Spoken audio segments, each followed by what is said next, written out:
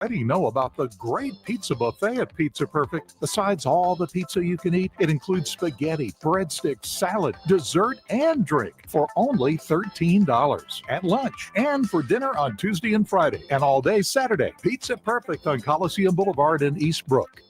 Hello, this is David Ernest with Ernest Financial. And just like Ernest Financial makes lots of money for our clients, Blue Water has helped us make lots of money for our company. You cannot go wrong with advertising with Blue Water Broadcasting. Radio reaches over 90% of everyone in the river region. Shouldn't your ads be out there where your customers are? Call us to find out more. Blue Water Broadcasting. Local folks helping local business. The views and opinions of the following program are solely those of the host and other contributors. These do not necessarily represent those of Liberty Acquisitions 825, Blue Water Broadcasting, its management, staff, or any advertisers.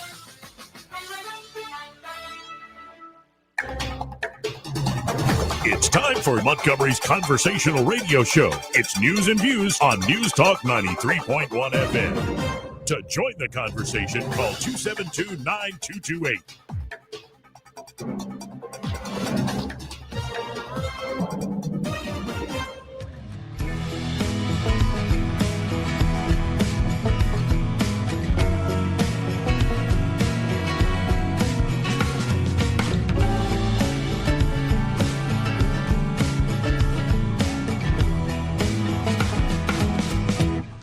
Joey Clark.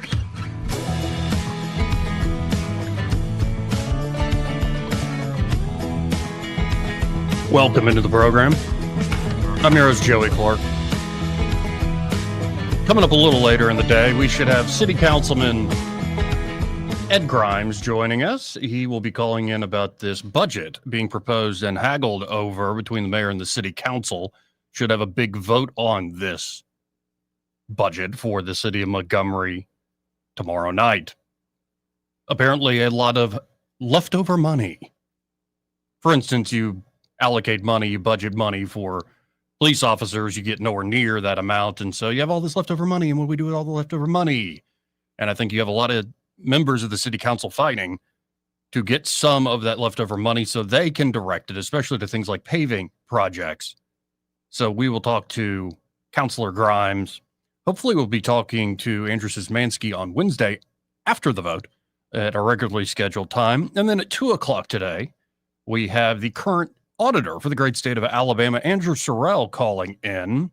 And of course, he wants to give an update on his campaign running for Secretary of State here in the great state of Alabama. New poll that just came out making the Sorrell campaign and Andrew himself quite happy. And also congratulations to Andrew on another child.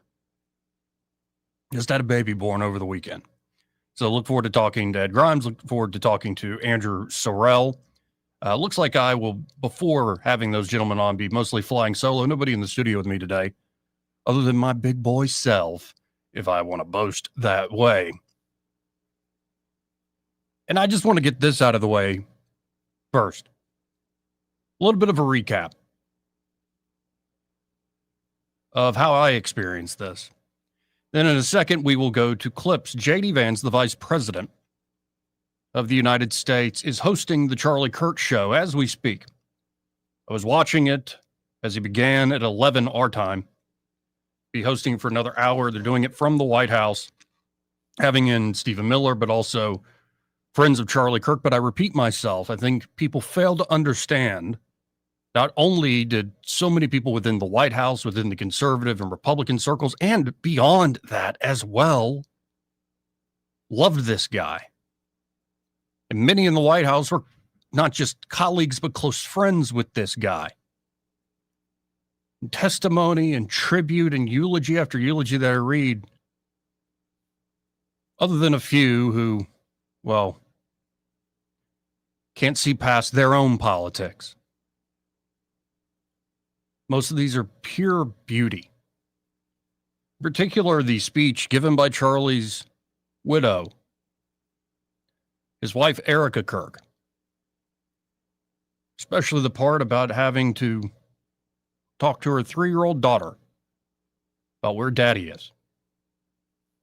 We will get to all this. Honestly, besides the Charlie Kirk news, there isn't a terrible lot in the news. I mean, are you really excited that there might be a framework for the TikTok deal? I know some of you boomers are addicted to the TikTok. And by the way, I include Eddie Bader as an honorary boomer because of how much he's on the talk. He's got TikTok brain. I love the man, but sometimes when he's stumbling around in those Crocs of his, trying to close this deal, that, or the other, put out all sorts of fires, the man works his tail off. I'm like, you got TikTok brain. You got TikTok brain, son. But yeah, the deal to finalize the sale of TikTok so it doesn't actually get banned, even though it looked like it was going to be banned at the beginning of this year. Looks like a deal between the Europeans, the Chinese, and we, the Americans, might be in order. You also had, trying to look for any other news that isn't about Charlie Kirk. Well, you do have one guy, top GOP foreign policy representative, I think Mike McCall, I think he's from Texas, is not going to seek re-election, gives a chilling warning on World War III. So if you thought things were bad domestically, that there is division and strife all over our own country, well, maybe World War III is exactly what the doctor ordered. Of course, hundreds gathered for a prayer vigil for Charlie Kirk in Wetumpka. I appreciate everybody who heard me put out that message who went by. Steve Marshall speaking, Barry Moore speaking, Brian Dawson speaking, and many others. You have Katie Britt out there saying, if you're celebrating the political assassination of a man exercising free speech, you should be fired, as more and more folks in academia and in private industry and private business all over this country are being found out for dancing on Charlie's grave. A billboard has gone up in Huntsville that says, well done, good and faithful servant. It's honoring Charlie Kirk there in Hunt, Vegas. There was after one banner was hung in Coleman, Alabama, honoring Charlie Kirk, another one was put up with a crosshairs saying one down, one more deserving. And for those of you, especially, I love the irony of some of you flat earthers or folks that never think we got to the moon. Pamela, if you're out there listening, do you have TikTok brain, Pamela? TikTok brain like Eddie? I think I've found the source of some of the nonsense. But even those folks who didn't think we, of course, I didn't go to the moon. I can't really take credit for it, but that some of the best and brightest were able to get to the moon in the, say, late 60s. You don't believe that? There's an opportunity to fly your name around the moon on Artemis 2. We'll give you the details how. But without repeating myself too much, I want to read what will come out tomorrow as my opinion piece, as my column for 1819news.com. Some I'll skip over because I already gave it to you in real time last week. I begin by quoting the Gospels, quoting Jesus himself. Matthew 10:34. Do not suppose that I've come to bring peace to the earth. I did not come to bring peace, but a sword. It was Wednesday of this past week, September 10th, 2025. And as usual, I was hosting this radio show here out of Montgomery. It had already been a fractious and bloody week in the news. Somehow, I had escaped watching the murderous stabbing of Irina Zarutska dominating the news cycle, but Wednesday morning, I had unintentionally witnessed the unedited video of Irina's death while scrolling. The senselessness of those few seconds, the shock and horror on Zarutska's face, in her final moments before slumping over and bleeding out, gripped me like a cold hand clasped around my heart. And as I continued consuming the political clash and clamor in reaction to her murder, it felt as though I was drinking poison and being primed to spit poison. As much as I felt righteous indignation for Zarutska's murder and the impetus to correct the rotten policies that led to her untimely and undignified death, I could also feel my indignation hardening into something beyond a noble desire for justice.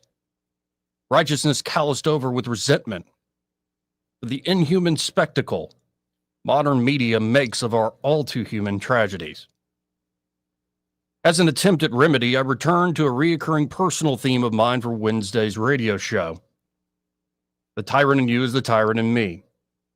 Quoting to my radio audience that classic line from Alexander Solzhenitsyn in the Gulag Archipelago. It bears repeating, so I'll read it again to you folks today. Solzhenitsyn writes, "The line separating good and evil passes not through states, nor between classes, nor between political parties either, but right through every human heart, and through all human hearts. This line shifts. Inside us, it oscillates with the years. And even within hearts overwhelmed by evil, one small bridgehead of good is retained." Yet not even Solzhenitsyn's wisdom could have prepared me for what I witnessed going into the final hour of that show on Wednesday. Sitting in the radio studio alone during the top of the hour commercial break, I found myself furiously scrolling through social media looking for more details on the breaking news. Charlie Kirk has been shot. And mere seconds before going back on air, I saw the close-up video of Kirk's assassination. As I turned on my microphone, I remember saying, I'm getting tired of seeing this. And I began pleading over and over again, at a loss for words, through tears from my audience, to pray for Charlie Kirk. And I know many of you did pray. And though I prayed, it wasn't true. I knew no one could have survived what I had witnessed in graphic detail. What millions of people worldwide would go on to witness in graphic detail. Eventually, the authorities confirmed what I knew, wanted to deny. Charlie Kirk is dead. Unlike Zarutska's death, I did not feel a cold hand clasping, but a fire piercing through my heart. As I tried to go to bed that evening, I kept seeing that awful moment of Kirk's death flash before my eyes, till I finally succumbed to dreamless sleep. As I awoke the next morning, I kept seeing Kirk's death. So I shared this message online, knowing there were many others who had seen the video. I am not okay, so I pray for peace.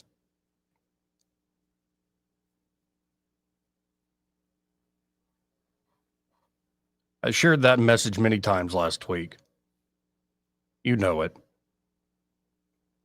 That I kept seeing it, watching old clips of him, witnessing people pray for him, watching people cheer his murder or say he had it coming, reading political posts every which way. So I kept praying for peace. Yet here now I confess I pray for peace because I do not have peace. And yet a strange thing keeps happening every time I do pray for peace. I do not find peace, but a sword, a flame in my heart. As though the line separating good and evil has been sharpened and set ablaze to cut and burn away at the cowardice of conscience, beckoning me to take up my cross and follow him. I suspect I am not the only prodigal son who feels this way in the aftermath of Kirk's death. And though I do not know what this will mean in practice for a poisoned wretch like me in the days, months, and years ahead, I pray that more prodigal sons, too much of this world, will take a leap of faith and find peace not in this world, but in the world to come. Indeed, though I cannot prove it, do not claim to truly understand, nor do I make any claim to personal piety.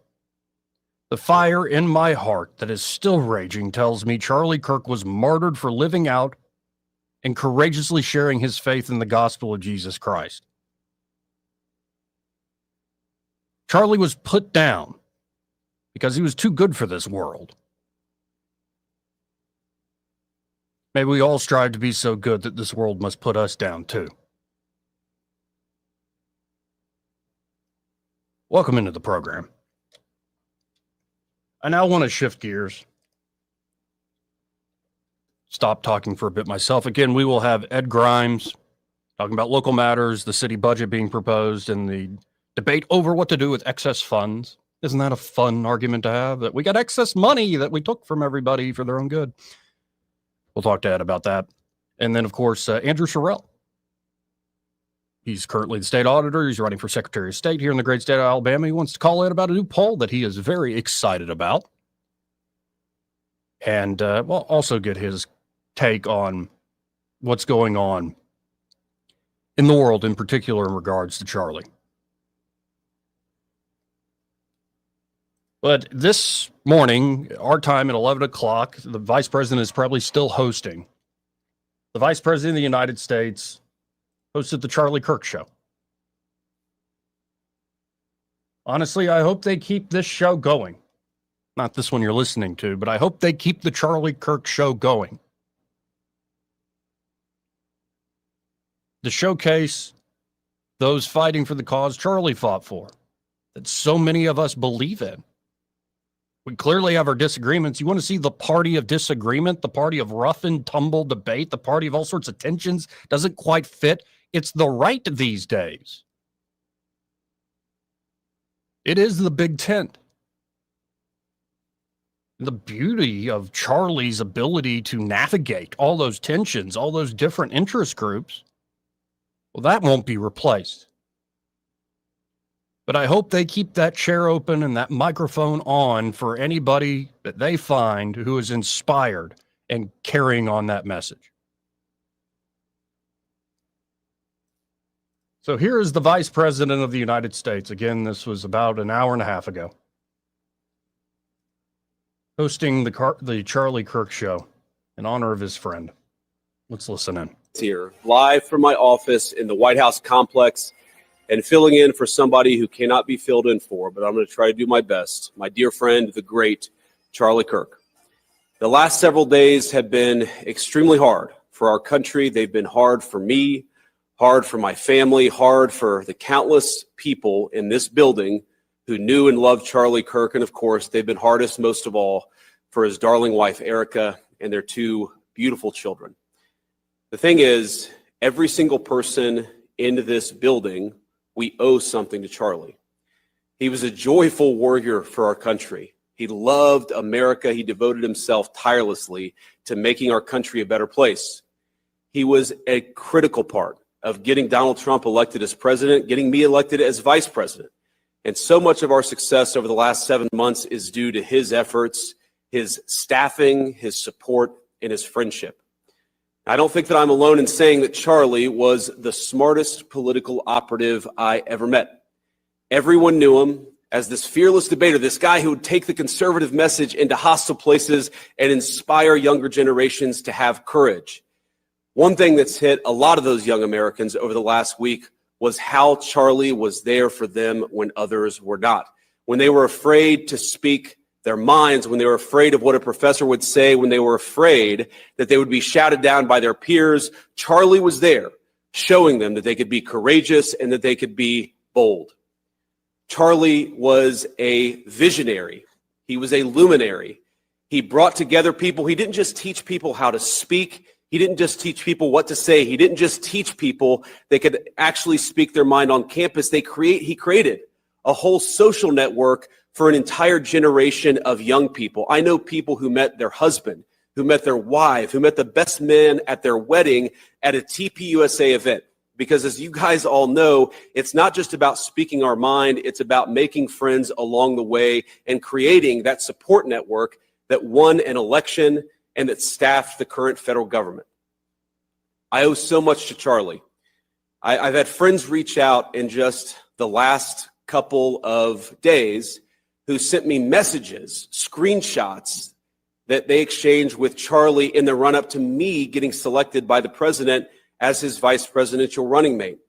And it's such an honor to have people show me that Charlie said we want JD to be the VP nominee. And I just had a conversation with the president, and I think things are actually going well. I think he's actually going to choose JD Vance.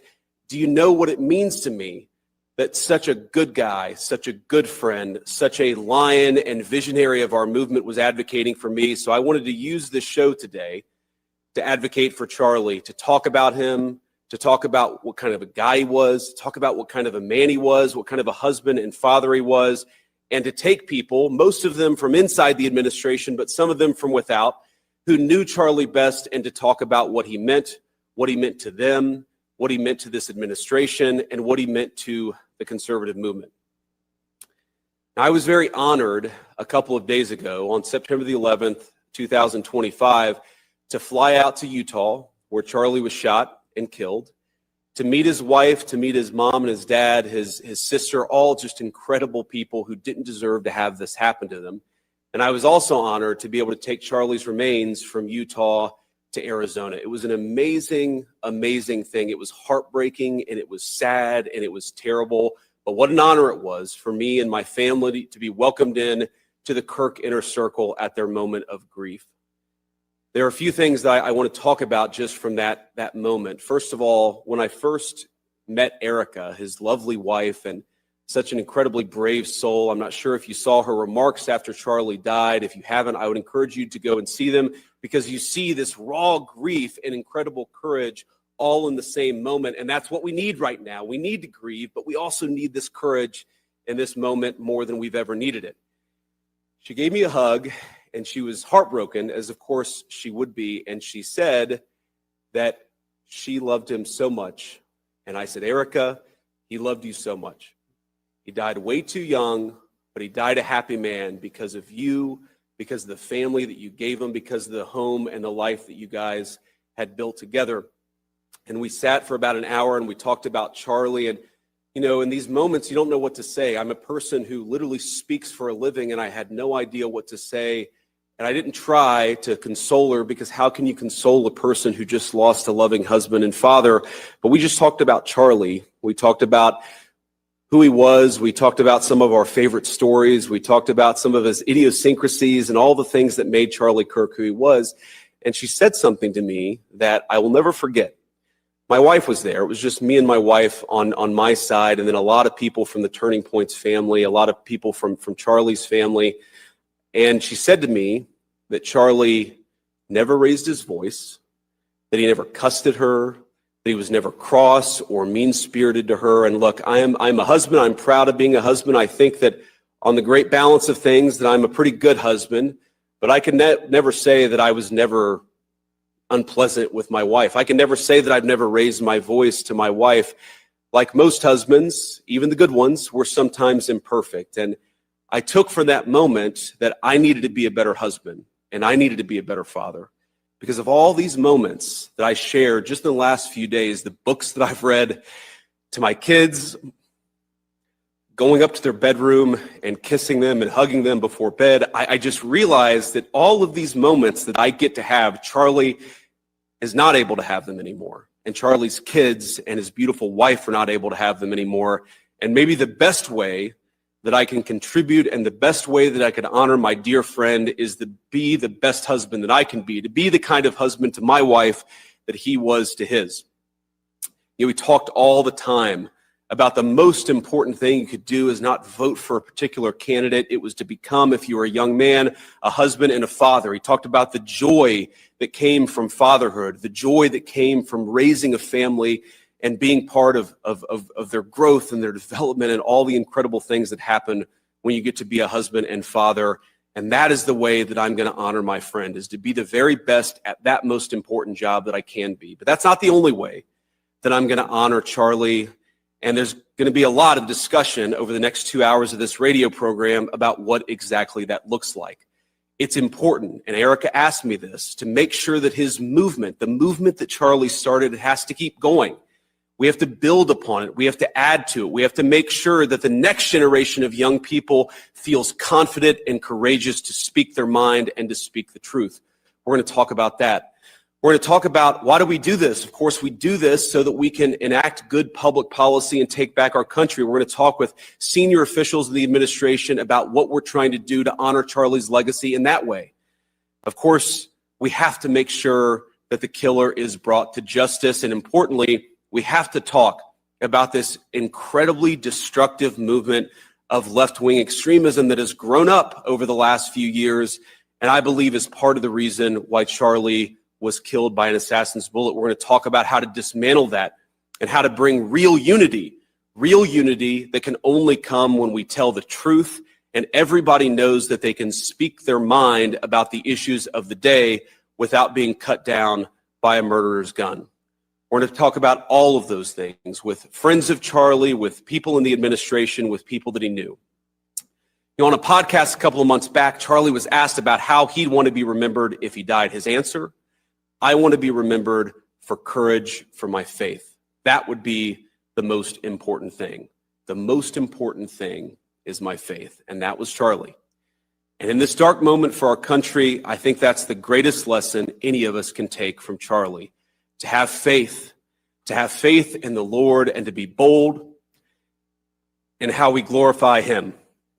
To be bold in our pursuits as Charlie was in his. So that's what we're going to spend a little bit of time doing this afternoon. Keeping this incredible show he created going and hearing from some of the people who were so fortunate to call Charlie a friend. We're going to pay tribute to his courageous legacy, and we're going to commit to keep it forever alive. I'm looking forward to this. Join us. Again, that is Vice President J.D. Vance hosting the Charlie Kirk Show. From the White House, we'll bring you more clips of his conversation with people from the White House, with some of Charlie's friends, as he just laid out. Also, we will share some of the Erika Kirk speech. The strength she summoned in order to do that, I don't. I've had to eulogize people very close to me. And their time came to an end much too early. It's one of the few things in this life I'm very proud of. But I remember how tough it was. So in a second, we will get to that. First, we have to hit a break. We'll be right back. He may not know whether he's coming or going, but whether you're going to work or coming home, Greg Budell is there. Mornings, 6 till 9, and afternoons, 3 till 6. Only on News Talk 93.1 FM, WACV. For too long, Alabama's statewide news companies have shamed us for our conservative Christian values. Alabama deserves a news company that cherishes our culture, a company that isn't bought and paid for by the powers that be. 1819 News is that company. Run by Alabamians for Alabamians, 1819 News celebrates what is good and beautiful about our state while exposing those who work against our values in secret. Just go to 1819news.com to learn more. Subscribe to our newsletter. That's 1819news.com. Welcome to Eclectic Coins, Montgomery's largest coin dealer, specializing in buying and selling investment-grade gold and silver coins. And they have a large selection of rare coins and coins from around the world. Visit them at 543 Northeastern Boulevard or on the web at eclecticcoins.com. Eclectic Coins, where collectors who know go. Is foot pain holding you back? Visit the Good Feet store for a free personalized fitting and test walk. Weather, a service of H&H Carpets, where right now, get a load of this, listen close, you get a house full of carpet for $19.95 installed. Unbelievable. They're located at 6450 Atlanta Highway, just across from Walmart. Rich Thomas weather. Well, hi, everybody. It's officially 1 week to the first day of fall, but we've got 90-plus degree weather every day this week. More sunshine today, still dry, and very warm with a high temperature in the lower 90s. Mostly clear. The nights are comfortably cool. Overnight low temperature down to about 64. Lots of sunshine again tomorrow, Wednesday, Thursday, Friday. We'll be in the lower 90s on Tuesday and Wednesday, and low to mid-90s on Thursday and Friday with 60s at night. From the Blue Water Weather Center, this is Rich Thomas. CB&S Bank has digital banking solutions to help you keep up. Check balances, pay bills, and much more. Learn more at cbsbank.com. Charges and fees may apply from your cellular service provider. Contact your service provider for information. Member FDIC. All the headlines the mainstream media won't touch. Your News Talk station. News Talk 93.1 FM WACV.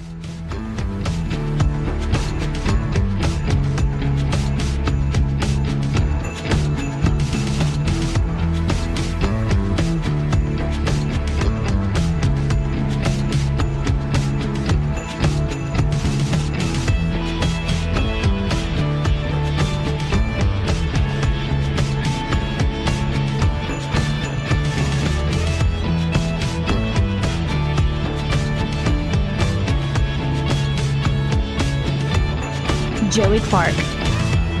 Welcome back. I'm your host, Joey Clark. Now, in case you missed it over the weekend, Charlie Kirk's wife, widow, spoke right next to the chair from where he used to broadcast. I'm not going to play the whole thing because it's long. But wanted to share a few moments from it, just so you can get a sense of this young woman, this young mother's strength. One of Charlie's favorite Bible verses was Ephesians 5, verse 25. Husbands, love your wives as Christ loved the church and gave himself up for her. My husband laid down his life for me, for our nation, for our children. He showed the ultimate and true covenantal love. I will never, ever have the words to describe the loss that I feel in my heart. I honestly have no idea what any of this means. I know that God does, but I don't. But Charlie, baby, I know you do too. I know you do. So does our Lord. Can't imagine. You've already got folks saying, and I saw this from black pastors with their heretical nonsense, and with CNN, here's a quote from CNN saying, they ordered flags to be flown at half-mast. He's going, talking about Trump, to honor Charlie Kirk posthumously with the Medal of Freedom. This is a very different response to what we've seen in other cases like this. What other cases are like this?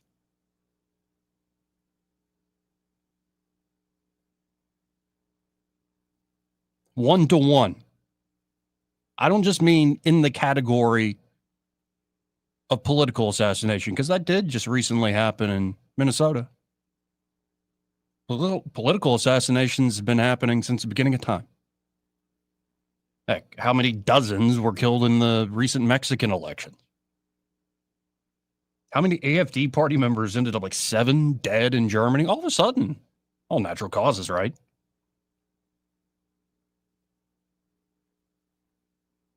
But what other cases like this?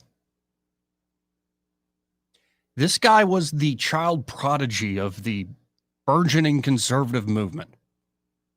He was a leader of youth. He not only inspired millions of young men, but many young women. People from all backgrounds. Why do you think black men, Hispanic men who are younger voted more and more Republican this last time, voted for Trump? There are a lot of factors, but Charlie was a big one. There's no other case like this. This man was good friends with the President of the United States, with the Vice President of the United States, everybody around him on the team, countless members of Congress.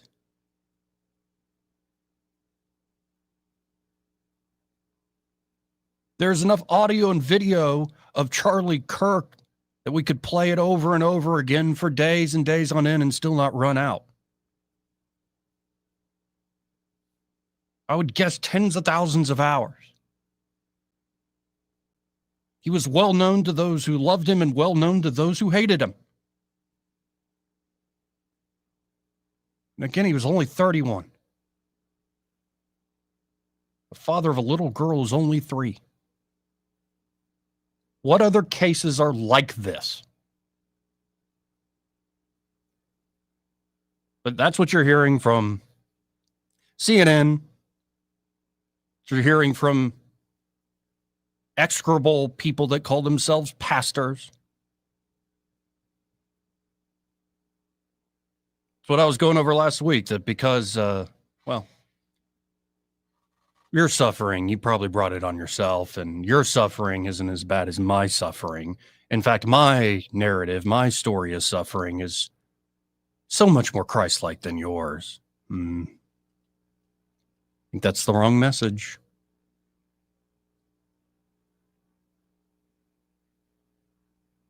There aren't any other cases like this. And not only did you kill a man who's the prodigy of the conservative movement, good friends with the president, the vice president, countless members of Congress, young conservative pundits and influencers, activists.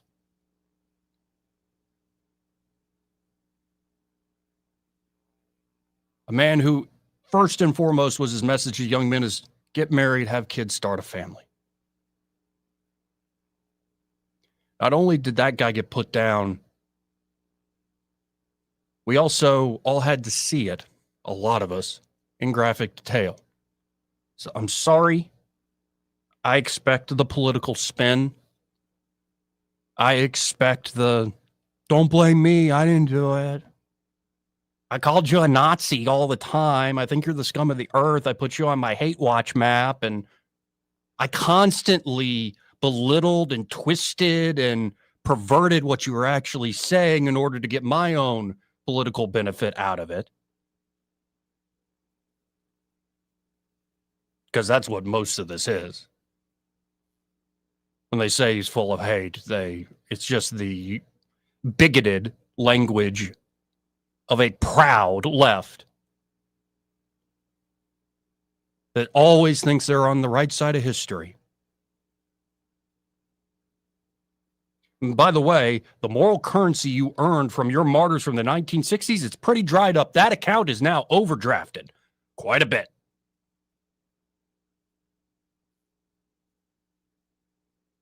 The goodwill that was growing out of that, the common cause that was grown out of that, and yes, the moral currency growing out of that era, much of it happening in this very city, the account has been overdrafted.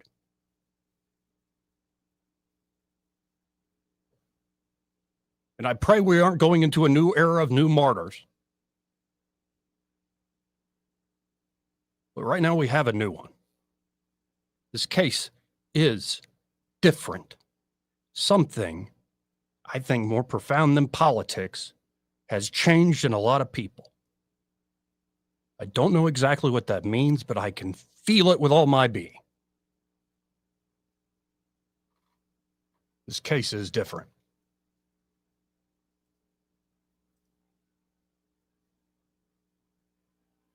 But again, I look at his widow, and I just don't understand. It's what the vice president said. How do you console somebody like in this situation, in this moment? This in particular, I think, brought everybody with a heart to tears. When I got home last night, Gigi, our daughter, just ran into my arms. And I talked to her and she said, Mommy, I missed you. I said, I missed you too, baby. She goes, where's Daddy? What do you tell a 3-year-old? She's 3. I said, baby, Daddy loves you so much. Don't you worry. He's on a work trip with Jesus, so he can afford your blueberry budget.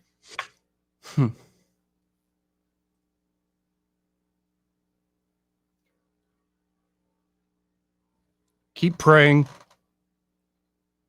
The vigils around the nation, including in our own backyard,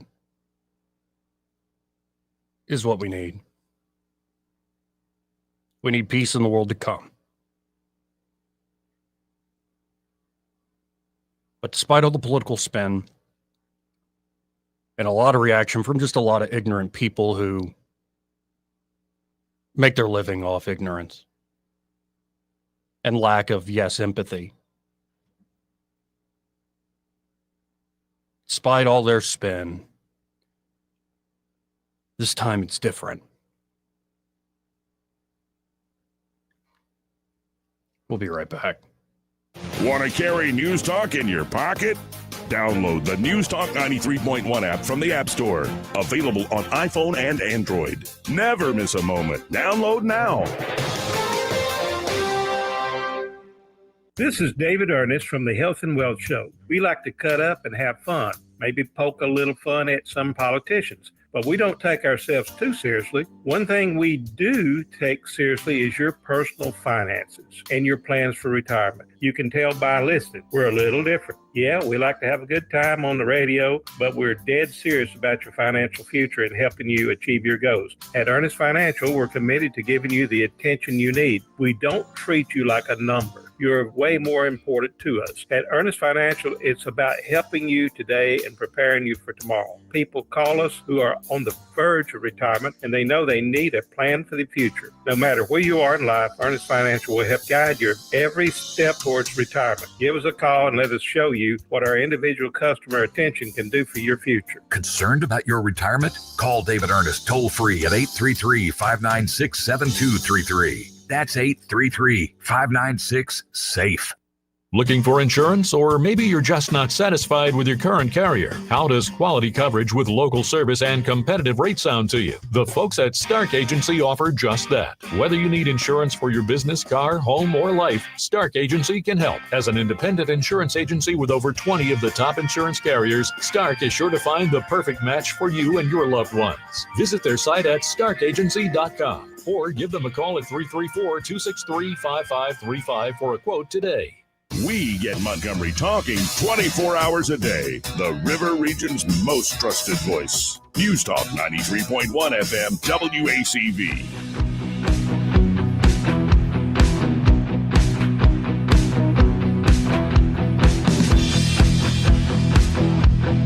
Joey Clark.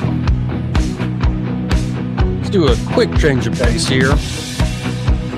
Bring on to the phone lines, great sponsor of ours, Austin Baranko with Invista Advisors. Hey, Austin, how you doing today, man?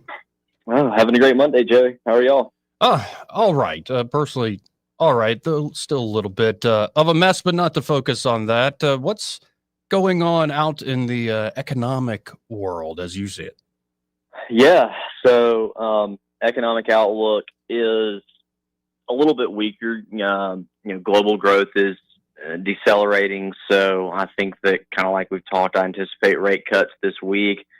Housing is in a weak spot. Mortgage payments are higher than pre-pandemic.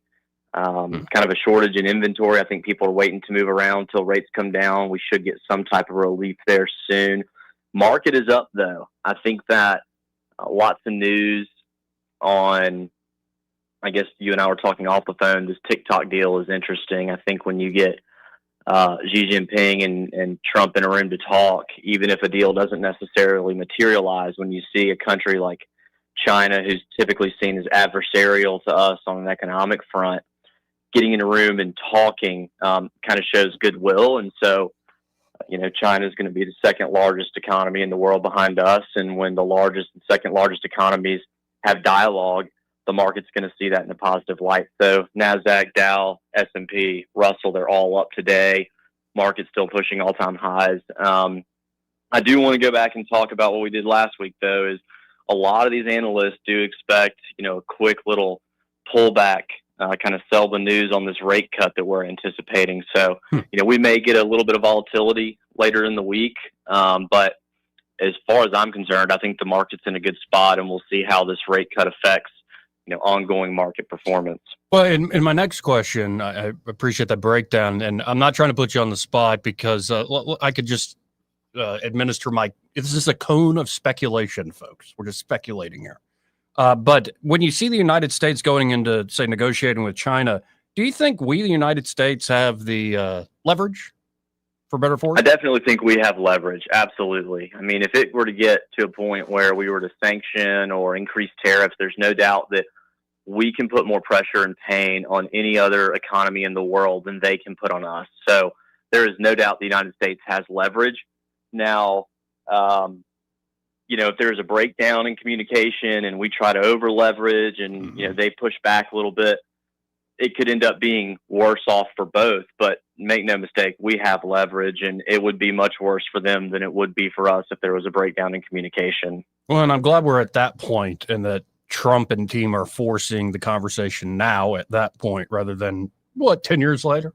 I think we dodged a bullet just on the China issue with this team in charge. So you're right. I mean, it's perilous. It could be you play the hand wrong, but if we got pocket aces, we should use them.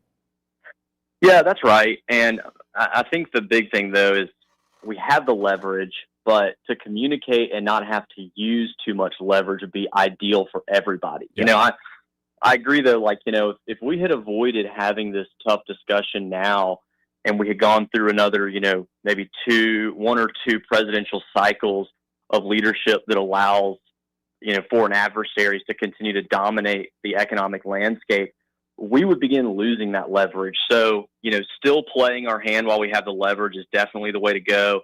Trump and Besant, I think, are, particularly Besant, I think, is a fantastic international negotiator. And so I'll be interested to see how these deals materialize. But the market right now is very happy with policy coming out of White House.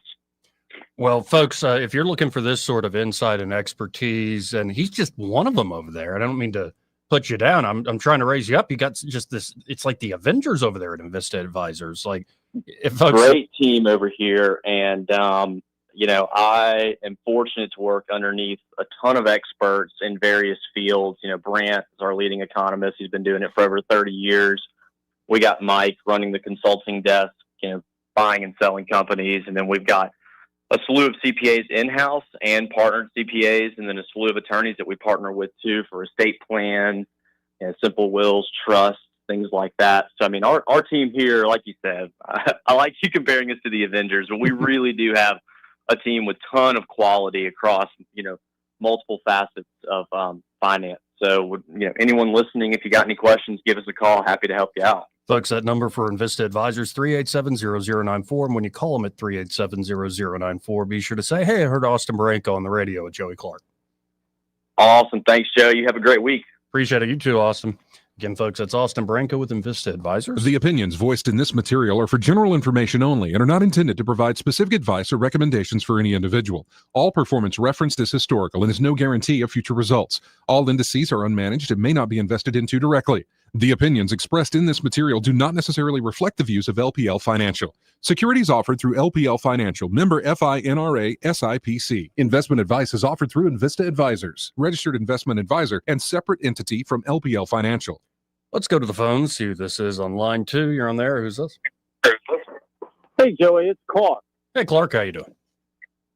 I'm pretty good. So, if you know how to listen to the left, a lot of times there will be truth in proximity to what they say.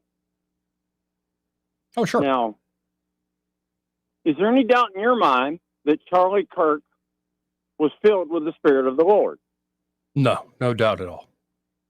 Okay. And the left says he was full of hate. Yeah. Now, what that means is he was full of what they hate. Yeah, I said Charlie is kind of like the crucifix or garlic to their vampire. Yes. Yeah. And, he was successfully reaching out. And I kind of think, remember when, my goodness, complete mental blank. It's like I'm having a senior moment. I need the Easter Bunny to come rescue me because I couldn't think of Joe Biden's name. Remember when Joe Biden said, if you got to decide whether to vote for me or not, you're not black? No, I do remember that, yeah. Yeah. So he felt like there was a certain amount of ownership of the black vote there. Now, when Charlie Kirk starts going on to college campuses and converting people, the left felt like, no, wait. We have sole ownership of going here and indoctrinating, and you can't go there and mess that up. How dare you go and argue with people, right? Yeah. And then the last thought, and I'm the last person that's going to say the person that pulled that trigger did not own that bullet and is not responsible. But at some point, we're going to have to recognize that he, in fact, was a weapon used by the left. And, you know, we don't lock up the AR-15. I think we need to lock the perpetrators up, but we need to recognize that they are the weapon, because if we don't do something about that, we're never going to slow this down. Well, and I was about to play a clip. Trump himself on the tarmac heading to Air Force One, and then Stephen Miller sat down with J.D. Vance as he was hosting the Charlie Kirk show and said that they are looking into a large amount of, say, radical left-wing groups, that the FBI has widened their investigation. It'll be interesting to see the full story of what happened with Tyler Robinson and who he was actually associated with, how he began to spiral into so much hate himself in the name of fighting the so-called hate of Charlie Kirk. And I don't think it was just lone wolf. I'll put it that way. No. There's a lot more to it than that. And I don't know. I hope we see enough political resolve to actually look into this, find out about funding, et cetera, et cetera. Unfortunately, I got my doubts. Yeah, but anyway, we'll see. Keep doing what you do. Thank you for taking my call. Thank you, Clark. Let's go to line one. You're on there. Who's this? This is Greg. Hey, Greg. How are you? I'm good. One thing is that we cannot, as a society anymore, especially the conservatives, we cannot be reserved and keep our mouths shut to avoid confrontation. We have to confront this evil head on and have conversations, even when it costs us friends and family, because this is starting to cost lives. Number two is Trump is sending in the guard to Memphis, which is a Democratic-run state, or a Democratic-run city with a Republican state. We are a Republican-run state with a Democratic city of Birmingham.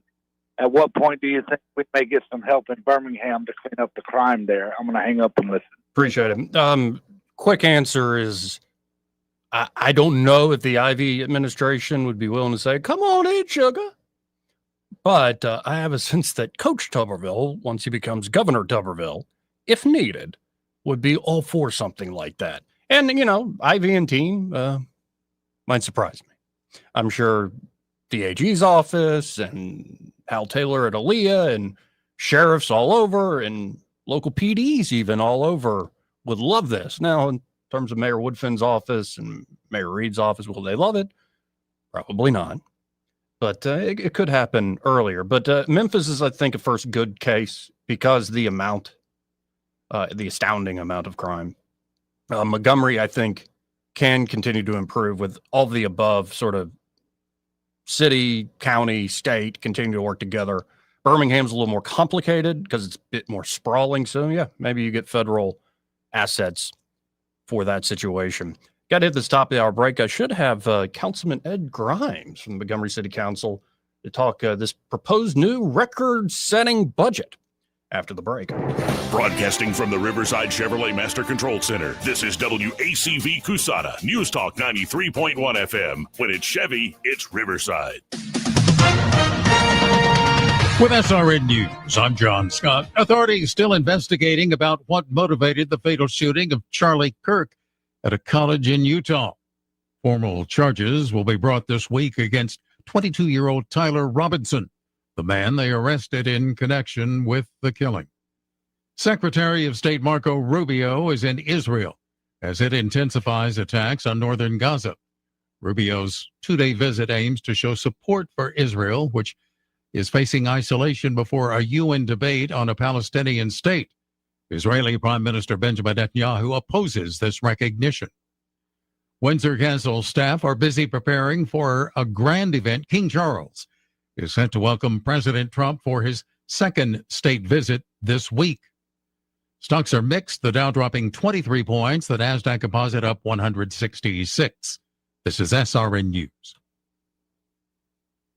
Hey, it's Mike Gallagher, host of The Mike Gallagher Show. I don't mess around when it comes to saving your money. Right now, rates have dropped to the lowest level in over a year and a half. That means if you bought your home or refinanced in the last 3 years, you could be saving hundreds of dollars every month. Lower your rate, lower your monthly payment, even kick that pesky PMI to the curb. And get this, you can skip 2 full months of mortgage payments. But that's not all. Fellowship Home Loans just rolled out something incredible. Their very own HELOC and lines of credit. Approval in just 5 minutes. Money in your account in as little as 4 days. It's the easiest system you've ever used. You can do it yourself online. Whether you want to pay off bills, tackle a home project, cover education, or even a wedding, Fellowship Home Loans makes it simple to leverage the money that's already sitting in your house. Just go to fellowshiphomeloans.com/Mike G, fellowshiphomeloans.com/Mike G, or call 800-510-MIKE, 800-510-MIKE, 800-510-6453. Fellowship Home Loans, mortgage lending guided by the book. Nationwide Mortgage Bankers, DBA Fellowship Home Loans, Equal Housing Lender, NMLS number 8193. The Rich Thomas Weather Network, brought to you by Montgomery Paint and Body. From little fender benders to total body repair, MPB will fix it good as new, maybe better. For 4 decades, the Turner family has been getting you back on the road. Call 279-7325. Rich Thomas Weather. Well, hi, everybody. It's officially 1 week to the first day of fall, but we've got 90-plus degree weather every day this week. More sunshine today, still dry, and very warm with a high temperature in the lower 90s. Mostly clear. The nights are comfortably cool. Overnight low temperature down to about 64. Lots of sunshine again tomorrow, Wednesday, Thursday, Friday. We'll be in the lower 90s on Tuesday and Wednesday, and low to mid 90s on Thursday and Friday with 60s at night. From the Blue Water Weather Center, this is Rich Thomas. From the Blue Water Broadcasting News Center, these are today's top stories. Montgomery police have opened a homicide investigation after a man was shot and killed early Sunday morning. The shooting happened just after 2 a.m. on East-South Boulevard near Woodley Road, where an unidentified adult male was pronounced dead at the scene from a gunshot wound. Suspect and motive unknown. Wetumpka police have made an arrest in a weekend shooting that critically injured a man. The 32-year-old victim was shot multiple times Friday night in the 200 block of Autumnwood Village. 21-year-old Martavius Robinson of Eclectic was arrested Saturday and charged with first-degree assault. The victim remains in critical condition at Baptist Medical Center South. Our Montgomery Biscuits are headed to the playoffs for the 10th straight year. The Biscuits will host the Biloxi Shuckers at Riverwalk Stadium Tuesday for Game 1 of the Southern League playoffs. Game 2 and a potential Game 3 will be played Thursday and Friday in Biloxi. From the Blue Water Broadcasting News Center, I'm Sky Mosley. This hour of news and views is brought to you by our good friends at Alabama Home Mortgage. Alabama Home Mortgage, 567-4223. Visit them on the web at myalabamahomemortgage.com. NMLS number 1586368, an equal housing lender. Hey, it's Ashley, the owner of Pest Pro Services. And just a quick reminder about our most popular services, termite, pest, and mosquito control. And here's something you may not know. Our mosquito control now covers fleas and ticks too. Building a home, call us for your termite treatment. Selling a home, call us for your real estate inspection. Whether it's your home or business, we'll keep you protected. Call or text 265-9990. That's 265-9990. Or visit us on the web at ppsriverregion.com. And remember, when you want to know, call a pro. The views and opinions of the following program are solely those of the host and other contributors. These do not necessarily represent those of Liberty Acquisitions 825, Blue Water Broadcasting, its management, staff, or any advertisers.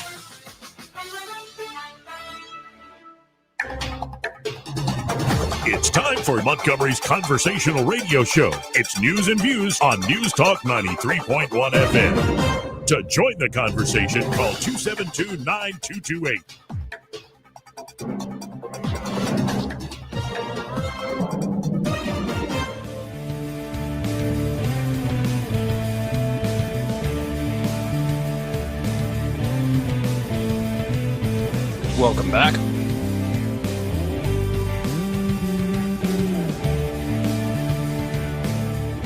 Councilman Ed Grimes, he'll be calling at about 1:20. We had to push back that time. So if you called just a second ago before the top of the hour and want to call back in, that's 334-272-9228. Again, that's 272-9228.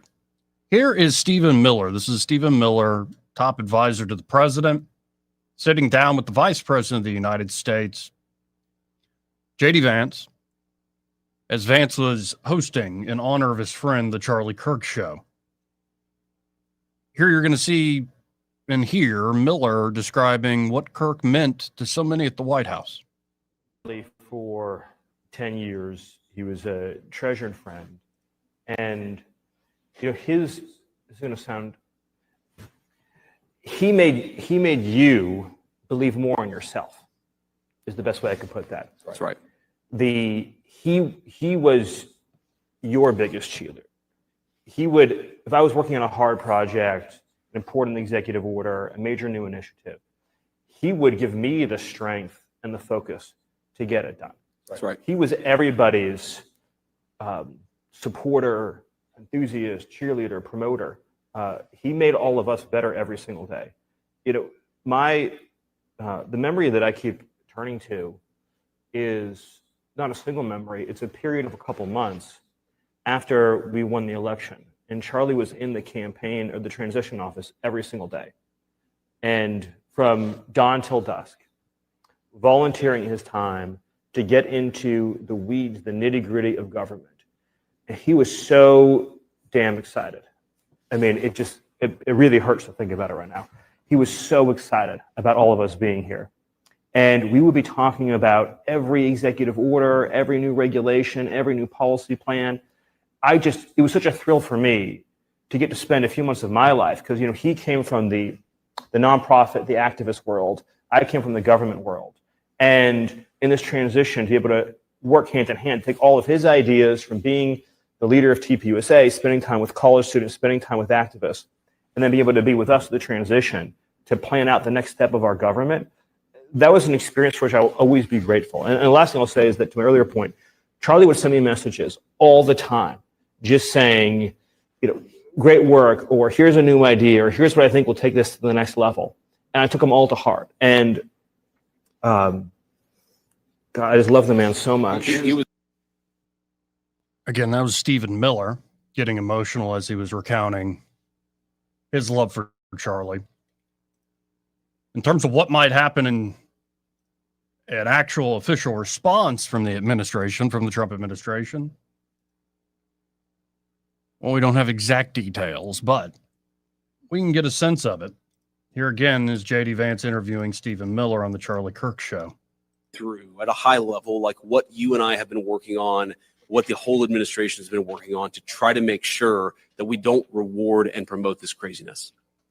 So it's an excellent question. I said this before, but it bears repeating. The last message that Charlie sent me was, I think it was just the day before we lost him, which is that we need to have an organized strategy to go after the left-wing organizations that are promoting violence in this country. And I will write those words onto my heart and I will carry them out. If people ask me, what emotions I'm feeling right now, this is something people say, I mean, you kind of know the answer. There's incredible sadness, but there's incredible anger. And the thing about anger is that unfocused anger or blind rage is not a productive emotion. Right. But focused anger, righteous anger, directed for a just cause is one of the most important agents of change in human history. Probably showed that. Amen. And we are going to channel all of the anger that we have over the organized campaign that led to this assassination to uproot and dismantle these terrorist networks. So let me explain a little bit what that means. So I've got 30 seconds, so be quick, Stephen. The organized doxing campaigns, the organized riots, the organized street violence, the organized campaigns of dehumanization, vilification, posting people's addresses, combining that with messaging that's designed to trigger and incite violence, and the actual organized cells that carry out and facilitate the violence, it is a vast domestic terror movement. And with God as my witness, we are going to use every resource we have at the Department of Justice, Homeland Security, and throughout this government to identify, disrupt, dismantle, and destroy these networks and make America safe again for the American people. It will happen, and we will do it in Charlie's name. From Stephen Miller himself. Again, this is different. Let's go to line one. You're on there. Who's this? Hello. Hey, anybody there? Oh, I thought I'd lost you. Hey, Joy, this is Sam calling from Sam. Pike County. Sam Yes, from sir. Pike County. How you doing? I'm doing very well. And oh, Joy, I'm about to take my shirt off. I'm out here in my short. And but before we Nice. get to that point, I thought I'd call in. and then share with you what a weekend. Oh, You know, hold when on. it started- Go ahead, get shirtless. Let's do the call shirtless. All right. Hold on. I got to take my earbuds off. I'm doing it for you, Joey. Okay. Nobody Good else. God, you don't take me Yes, literally. hat. There goes the hat. The glasses. Take it all off, big boy. Hearing aid. Well, I don't need to have that out here anyway. I'm glad you. Thanks, Joey. 1 sec. I got the phone down. We're going to do this right. Oh, now it's when the Zoom call with me. So show you my big old white sheep body. Yeah. Anyways, I need some sun, and we're going to clean up right here. Geez. Oh, talk about the left wing, little groups and hideouts and all. And I'm sorry, Joey. Let me start again. Over the weekend, I saw where the FBI was talking to Tyler, one of the kids that knew him in high school. Yes. And in junior high. And he referred to Tyler as a Reddit kid from like 2018, 2019. He said it was typical. Well, I didn't know what that meant. And I asked my sister, and she went off. She retired from teaching school in South Alabama last year. And she had some things to say. And she tried to, basically, Reddit kid stays on online a lot, left-wing crazy. They're into memes. It's not institutionalized. This is terrible. I get on in my vocabulary. Oh no, you're not wrong. And I think there are a lot of people that I guess folks online would call you all normies. There are a lot of normies who aren't aware of a lot of the stuff. I wouldn't say I was ever fully in one of those subcultures online. I did rub up against it because you got to remember, as I come out of college, I really am this idealistic, flaming libertarian. Yes, sir. And also, I think I was way too gracious to people and willing to kind of hear everything out without red flags going up. And I noticed just being on the fringes in libertarianism that occasionally, that guy that was getting a following of libertarians, all of a sudden he shows up at Charlottesville and he's lost his ever-loving mind. He was always an a-hole and nobody really liked him. But it's like, so what you find, and I've seen it, I can give example after example, there are people that are just kind of looking for purpose and meaning in life. And sometimes they glob on to the more radical fringe ideas in society. And the internet has only made this worse and inculcated it to a degree that is disturbing. And I think there are a lot of young people, in particular, the most dangerous young men, let's say 18 to 29, who get wrapped up in these worlds and they're indoctrinated. Yeah. They're absolutely indoctrinated. And another point I was going to make, this has been going on for Tyler, it has to say 4 or 5 years. Yeah, he's completely indoctrinated. And he is, and he was used. That's so bad. I wonder how his father, he just had a terrible time trying to tell his son, you were just used. These people don't care about it. It's awful. It is. But I saw that about the Reddit kid. I wanted to throw that out. That was something new to me. And the other information is all coming out. Well, and here's how I view it. The last, let's say the last 10 years since Trump came down the escalator in 2015, the last 10 years have been a slow burn of the online internet culture dominating the mainstream culture. And it's slowly but surely happened. In 2016, the right-wing subcultures online used to call it meme magic is real. And in many ways, memes is what helped. You have these, multi-billion-dollar propaganda campaigns from the establishment in the Republican Party and the Democrats and the media, but I repeat myself, and all it is a few stupid memes that can take down that empire. And I think that's just been progressing. And a lot of people need to wake up to, especially what younger folks are doing online. And it ain't always just cat videos or sports or something funny or politics like in the mainstream, like with your tidy ideologies. It's often people that are really lost, to put it mildly. I saw the clips. I'm sorry, Joe.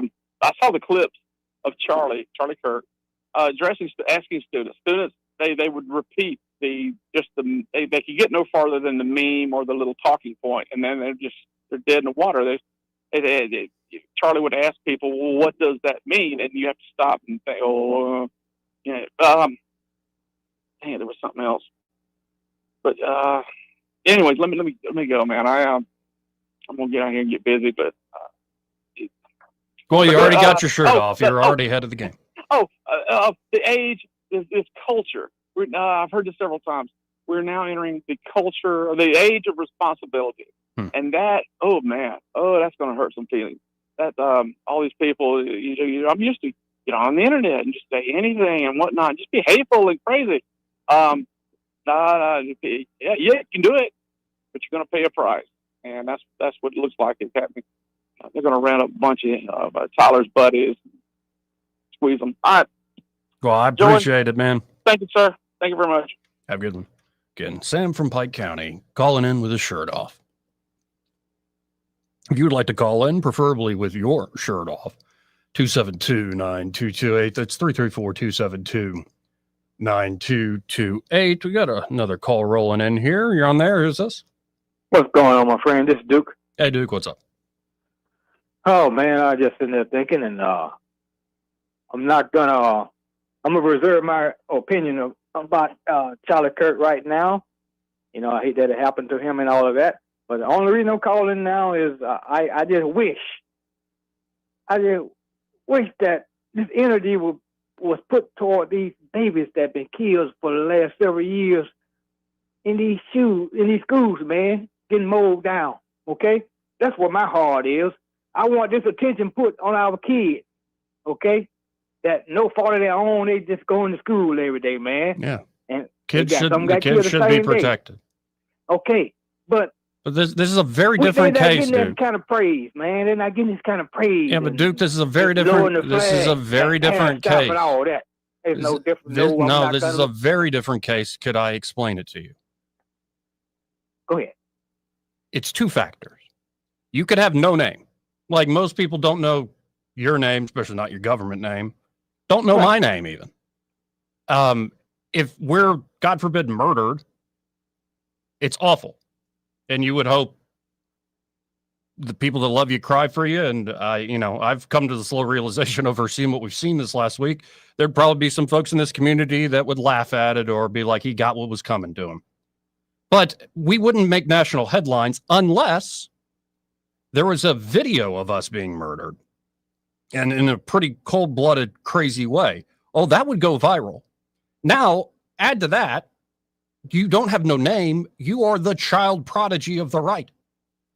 You are best friends with kids on college campuses, thousands of chapters across this nation, as well as best friends with the president, the vice president, the secretary of state, the secretary of defense, and everybody on down the administration and the members of Congress. There's video of you out there being the happy warrior debating all this stuff. So it is different. Not only did this guy have a name, that this would have been headlines if he had killed and there was no video, there's also this awful footage.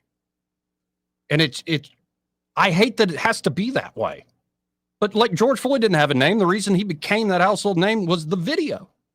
Well, we got many politicians been killed. The two in Minnesota that got killed. But what I'm saying, that's not my point for calling. I'm not going to touch that right now because people all up in their feelings and think about this thing. But my thing is, I would like to highlight the kids that been murdered over the years, man, and all they get is thoughts and damn prayers, man. And you know what I'm saying? So I want this for the kids, man. Highlight the kids that damn it getting killed. They were so often in these schools by these young white kids. Come on, man. Yeah, they should be protected. With armed security. They should be highlighted like this right here, okay? Paid attention to and try to figure out what in the hell we're going to do about our children and keep on getting murdered in these damn schools. That's my point. You know, I hate it for the guy that it happened to him, okay? I'm going to respect all that, you know, and his family. I said that Friday, basically, okay? But the kids, the government don't give a damn about these kids getting murdered. And they haven't shown it to me and nobody else. Well, you should ask Montgomery Public Schools why they don't have armed security. I'm talking about nationwide. Nationwide, we have these. Don't ask nationwide. Don't why we do this for the banks. We do this for all sorts of places. We have armed security, full time, 24/7. I ain't worried about all that right now. I'm talking about the kids. My interest. Yeah, that's my point. That's the way you protect them. Like I saw the clip. I saw the clip again of AOC saying, "Oh, well, if you fought against gun control, then I mean, really, you only have yourself to blame. Really, you're going to ban bolt action bolt action rifles? Oh, I won't get caught up Seriously? in all that nonsense about the guns, but what I'm saying, I want the kids to be highlighted like this right here. Well, I never seen this before. That same day the kids got shot, and they don't say was said much. They say, "Oh, they mentioned it." Well, but some Duke, part of are you Colorado. just completely unresponsive to the point I made to you earlier? How this is different? I heard what you said, but Yeah, and what's your response to what reserve. what's your response to what I said? Is it not different in that way? Well, we see a lot of things take place on TV live, okay, murders and stuff like that. Yeah. But what I'm saying now, Yeah. I'm talking. My emphasis on the kids right now, and I get emotional talking about it a little bit. Do you think if, God year forbid, after year Barack after year Obama after was year after murdered, year. it would have been a bigger deal than a school shooting? Was it not a bigger deal when Trump was shot through the air? Nobody should be put above the kids.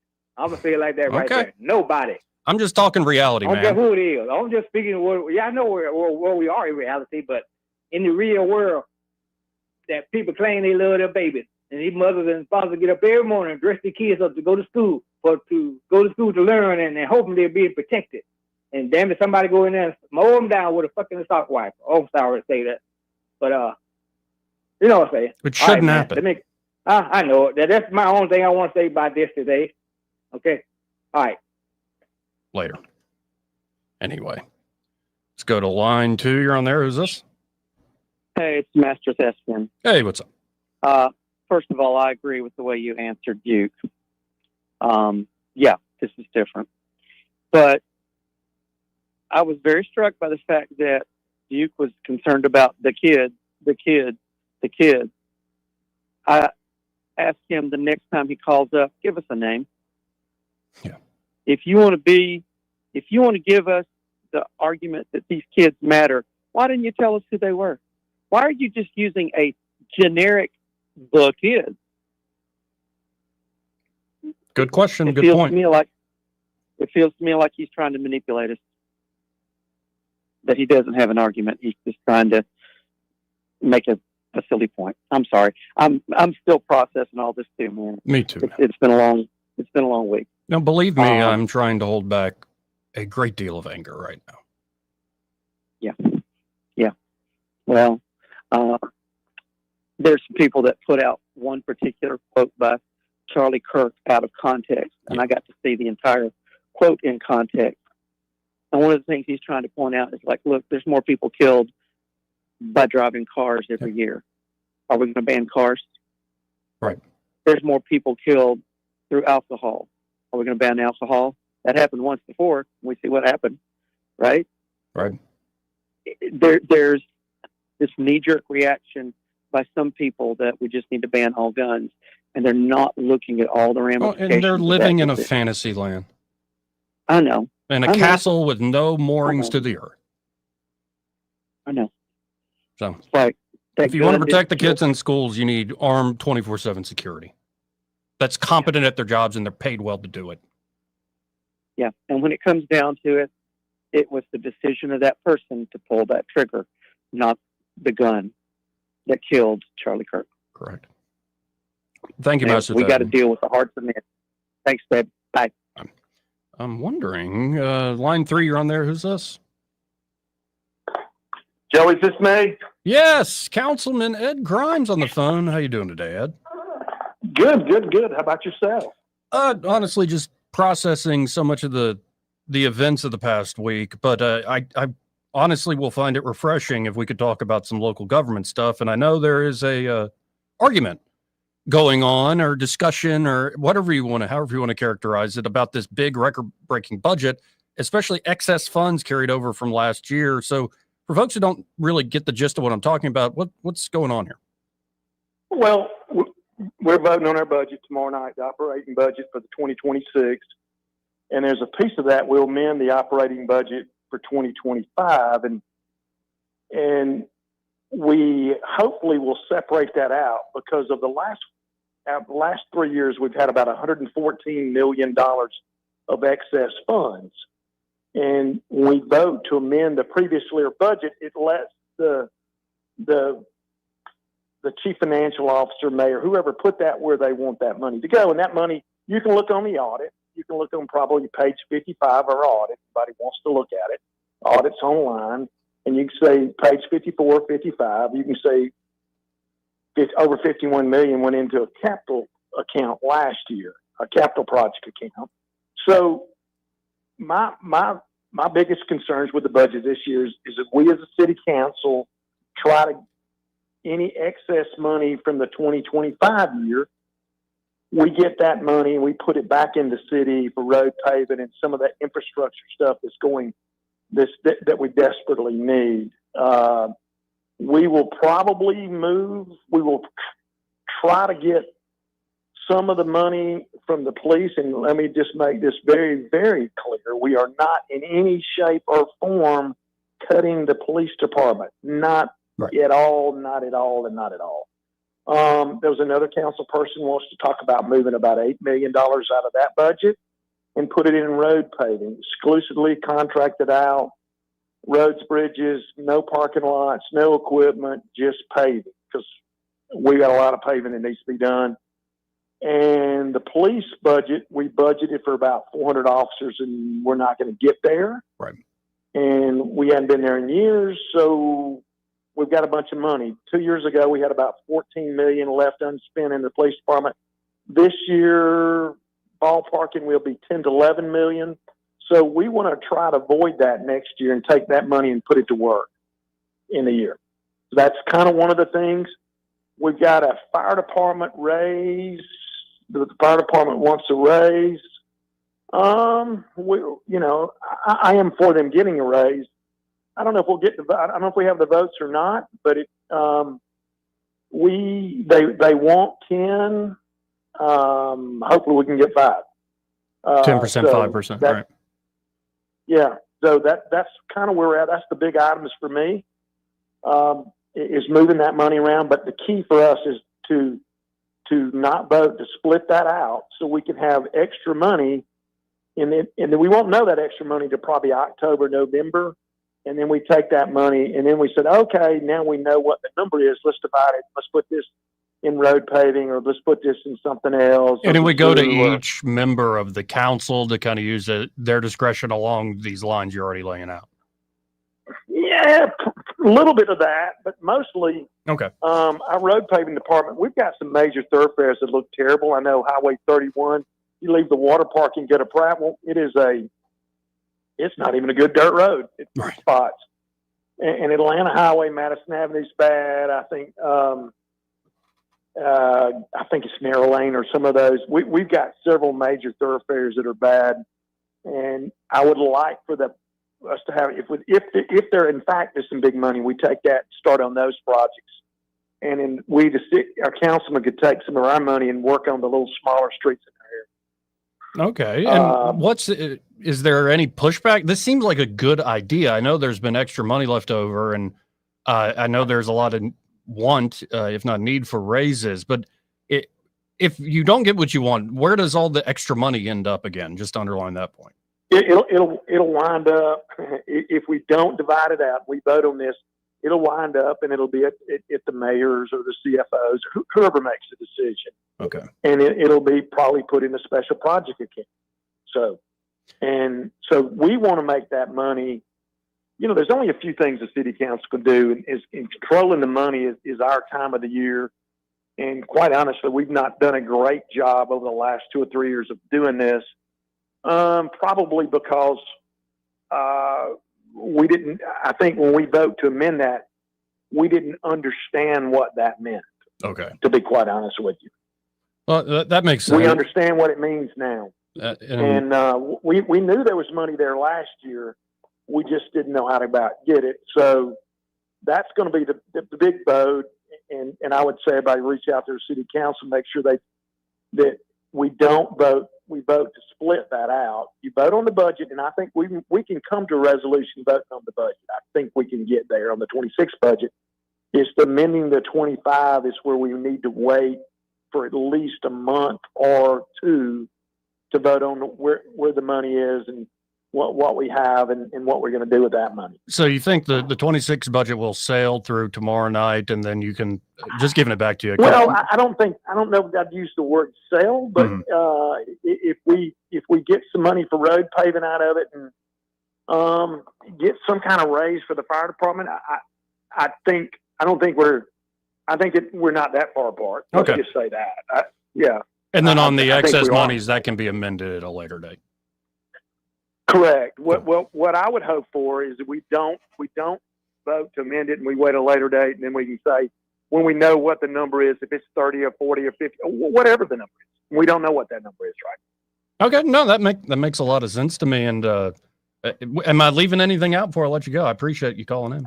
No. I just think it's one of those things that we, the council, need to do it. For us to have a seat at the table, we don't need to do this. It's not I don't know that the budget's bad. I don't think it's one of those things. It's we just need a bunch of infrastructure, and we need to make sure that's getting done. Here. Well, I appreciate it as always. I appreciate the time, brother. Thank you, sir. Take care. Thanks. Again, that's Councilor Ed Grimes on the Montgomery City Council. This part of the program brought to you by Montgomery Men's Health, and they're at Montgomery Men's Health. They're ready to help you fellas out if you just don't feel yourself, especially if you're getting into your middle age time in life. You know what I'm talking about. Like your 40s, 50s, your 60s, and you just don't feel like a man. I'm serious. You don't feel like yourself, and you're kind of haunted by past memories of your younger self where you can go all day, all night without petering out. So many men feel this way. They feel tired, sluggish, not like themselves, and they assume it's just part of aging. Don't have to be that way, gentlemen. Low energy and performance issues, especially in the bedroom, aren't inevitable. Solutions do exist. And at Montgomery Men's Health, there's no guesswork, no gimmicks, just real science and effective treatments. The urologists and providers there will tailor solutions specifically to your body and goals, and it's very affordable and accessible. Consultation, including blood work, is just $99. You can get a testosterone score test. If you do have low T, that would explain a lot of why you feel bad, or it might be other issues they discover. But they also have treatments there that can make you feel better the very same day. So, gentlemen, act now. You only got one life. Procrastination's only going to make this worse. Call them up today at 440-3663. That's 440-3663. Or visit MontgomeryMen'sHealth.com to book your appointment today. He may not know whether he's coming or going, but whether you're going to work or coming home, Greg Budell is there. Mornings, 6 till 9, and afternoons, 3 till 6. Only on News Talk 93.1 FM, WACV. Want that ride that is fun, affordable, and street legal? Check out ETG Outdoors in Montgomery. They have huge discounts on electric golf carts with many brand new units under 10 grand. New and used inventory, financing available, and they service what they sell. ETG Outdoors even provides lithium battery conversions and free delivery with purchase. Whether it's for the neighborhood, the farm, or just fun, ETG Outdoors, 7006 Vaughn Road, or online at etgoutdoors.com. Cruise smarter, drive electric. ETG Outdoors, your ride to freedom starts here. This is David Ernest from the Health and Wealth Show. We like to cut up and have fun, maybe poke a little fun at some politicians. But we don't take ourselves too seriously. One thing we do take seriously is your personal finances and your plans for retirement. You can tell by listening, we're a little different. Yeah, we like to have a good time on the radio, but we're dead serious about your financial future and helping you achieve your goals. At Ernest Financial, we're committed to giving you the attention you need. We don't treat you like a number. You're way more important to us. At Ernest Financial, it's about helping you today and preparing you for tomorrow. People call us who are on the verge of retirement, and they know they need a plan for the future. No matter where you are in life, Ernest Financial will help guide your every step towards retirement. Give us a call and let us show you what our individual customer attention can do for your future. Concerned about your retirement? Call David Ernest toll-free at 833-596-7233. That's 833-596-SAFE. I'm still going for it, even with higher stroke risk from atrial fibrillation, an irregular heartbeat not caused by a heart valve problem. Over a 3-year study, Eliquis apixaban tablets reduce stroke risk better than warfarin, and over 97% of Eliquis patients did not experience a stroke. A first stroke occurred in 2.9% of warfarin patients versus 2.3% of Eliquis patients. Don't stop prescription Eliquis without asking your doctor. Stroke risk may increase. Eliquis can cause serious and potentially fatal bleeding. Don't take if you have an artificial heart valve, abnormal bleeding, or antiphospholipid syndrome. While taking, you may bruise more easily or bleed longer. A spinal injection increases blood clot risk, which may cause paralysis. Get medical help right away for unexpected bleeding or bruising, or back pain, tingling, numbness, muscle weakness, or incontinence. Aspirin products, NSAIDs, SSRIs, SNRIs, and blood thinners increase bleeding risk. Tell your doctor about planned medical or dental procedures. Learn more at Eliquis.com or call 1-855-ELIQUIS. This hour of news and views is brought to you by our good friends at Alabama Home Mortgage. Alabama Home Mortgage, 567-4223. Visit them on the web at myalabamahomemortgage.com. NMLS number 1586368, an equal housing lender. Hi, I'm Joseph with Rapid Fire Home Buyers, and I buy houses cash. If you have a house and you want to sell it fast at a fair price, call me at 334-675-1000. I pay cash and can close as quickly as you like. I buy houses in any condition, any price range, and any location. I buy several houses per month and I want to buy more. I buy inherited houses, divorced houses, behind on payment houses. I even buy my tenant won't pay me rent houses. Do you own a house in rough shape and needs thousands of dollars in repairs? Great. I love buying those houses.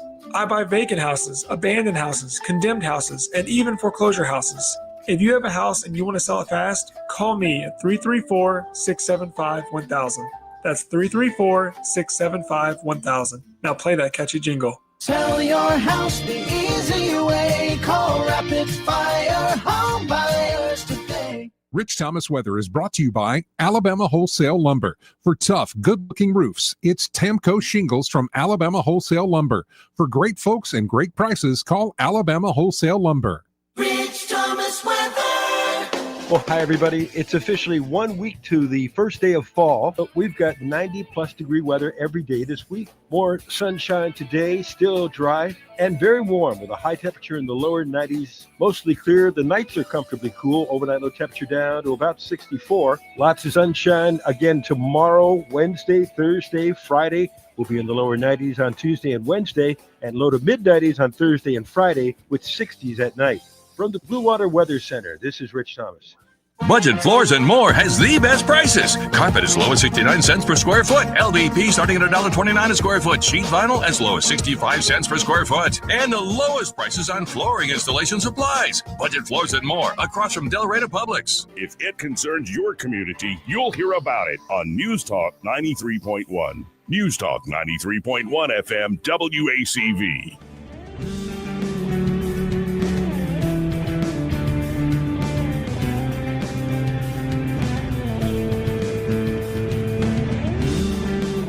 Joey Clark. Welcome back. Continuing on, the J.D. Vance hosting the Charlie Kirk show. The vice president sitting down with not only people working in the White House, but longtime friends of Charlie. I think this is the deputy White House chief of staff, Taylor Bodovich, something like that. Good friends with Charlie. Dowlin's in a prominent position in the White House. He's going to tell a more personal story. Then a second, we'll get to the response from young people around the country requesting applications from Turning Point USA, Charlie Kirk's organization. But first, let's hear the personal side of things. You see is what you get, and I think that was true even from my first interactions with him on the 2020 presidential campaign. We would always be doing these fundraisers. Don Jr., Kimberly Guilfoyle, who was the Trump Victory Finance Chair, would host these big fundraising events. Charlie was always the first one to show up. And we would do these team events where we make calls all day. And you'd always want Charlie on your team because the guy would get there first, make as many calls, and he was the best fundraiser that we had. But, you know, we have not just the privilege of being Charlie's friend, but seeing what he's built through Turning Point. And it became personal to me when my sister, who we're from California, and, you know, is trying to find her way politically and said, you know, I want to get involved. And we have the benefit of, we can go to any event, any rally, any intimate setting. And I said, you know what, there's the young women's event that he hosts in Dallas. I said, how about we go to Dallas? And one of the reasons why Charlie's events, I think, have been so successful and why this organization has been so successful is he makes these events approachable to the person that hasn't done politics before, hasn't been engaged, but is curious and thinks maybe something is going wrong with the country. Maybe that there's a way to get involved that's not the big rallies, that's not, standing in lines for a long time, but just, and for my sister, it was for a conference room of girls listening to Taylor Swift music during breaks and kind of having approachable, but then also talking about life, talking about family, talking about, at this event, just relationships, and starting to build a path for young people that is both approachable but informed and thoughtful. And so for me, it was an ability and an opportunity for me to share with my sister something that I get to experience all the time. And I think it was something that she really appreciated. And I know millions of young people are appreciating. And by the looks of the signups are pretty good, and they're going to appreciate it a lot more. Yeah, and when I was in college, this organization just didn't exist. I guess the old stick up the butt college Republican crowd. I mean, I met some of those folks and they were nice enough, but when I was 18, 19, 20, 21 years old, I didn't have much interest in putting on a suit and playing Mr. Republican by any means. I more wanted to smoke the waggy backy and listen to some Funkadelic Man. And then I did care about political theory and all this stuff, but wasn't much of a party guy. I still find myself sometimes recoiling from that idea. But you learn to respect people who do build these things. So very much to Kirk's credit, he didn't just join something. He wasn't just like, oh, I all of a sudden just showed up on the scene. No, he was working this since he was what, a kid. He was 18 himself. Doesn't even go to college. And though the advice that a lot of people are sharing that Charlie Kirk would often give to young men of wait until you get married, then have children, share those values that you hold dear with your children, build a legacy. Have I personally followed that advice? No, not yet. I do have to say, a guy who was inspiring young men to do that, that's a beautiful thing. And I think more inspiration is coming. The executive producer of the Charlie Kirk Show now is about to speak, Andrew Colvett. He's going to talk about the surge and people wanting to participate in Charlie Kirk's organization. Let's listen in to this together. Perspective, there are, I guess, currently 900 official chapters of Turning Point on college campuses. And that's, when you get at about 900, 920, give or take, kids graduate, you got to kind of rebuild a few chapters. That's about what you're going to get to. And we have 1,200 high school chapters, which is our big new initiative. We were really proud when the high school chapters eclipsed the college chapters. Yeah. We were known as the college. And so there's about 23,000 high schools in America, 24,000. And I'll never forget this. This is a really funny moment a couple weeks ago in Aspen. And Charlie was like, we are going to have a Club America, which is the high school brand, on all 23,000. He didn't know the number. This is actually part of the story. We're going to have it on every high school campus in America. And the team is going, oh my gosh. And Charlie goes, we're going to have 35,000 high school chapters. And, he just threw out this big, stretch goal, we're like, oh, Charlie, and the whole team's freaking out because that's a huge lift. And he goes, they have to be on every single high school campus. And then I'm sitting next to him, I look at it and I Google it, and it's like, there's 23,000 high schools in America, Charlie. He goes, oh, okay, 23,000. We're going to be on every single one. And then the team got him eventually to say, well, okay, the big stretch goal is 10,000. And it was amazing because now I tweeted out, and it's I don't know, it's like 10 million views or something. I think it made people feel good because we now have 37,000 applications to start chapters around the country. And, it almost brings a tear to your eye because that moment is like we all remember, the whole team, we were all in a ballroom going through a presentation together, and he was adamant, we are going to be on every high school in America, and he's going to be proven right. To put things again, folks, this one's different. Second, I'll have to hit another break. First, this part of the program brought to you by, in fact, the entire hour brought to you by Alabama Home Mortgage. And they're at Alabama Home Mortgage, Kim Williams and Madeline Cannon. They're ready to help you with whether you're looking to buy a home, especially if you've heard rumors and rumors of rumors and whispers of rumors that they might be cutting interest rates at the Federal Reserve before too long. Well, if you've been kind of waiting, procrastinating because, well, the rates are too high, what's it worth even looking into? Go ahead and get pre-approved. If you're a little bit of a homeowner curious, like you'd like to be one of those, a homeowner, they can help you there at Alabama Home Mortgage. But it all starts with pre-approval, and then they will walk with you every step of the way, all the way to closing day, to make sure you get that home of your dreams. And of course, they can also help you with a great refinance deal. If you're under a mountain of credit card debt, or maybe you took out a adjustable rate home equity line of credit or second mortgage or whatever you want to call it, and that's killing you. Maybe you're in retirement or close to retirement and you really would like to bring down your monthly overhead costs so, that retirement can last and be comfortable. They can help you there. Or it could be you just want to reinvest in yourself, your property, go on the big family vacation, buy a bunch of Bitcoin because you've been watching too much Michael Saylor. It all depends on your goals. They can help you out there at Alabama Home Mortgage to meet those goals. So check them out today. You can get the conversation started calling them direct at 567-4223. That's 567-4223. Or you can always apply online at myalabamahomemortgage.com. There is a difference in mortgage companies. Let Kim and Madeline prove that to you today.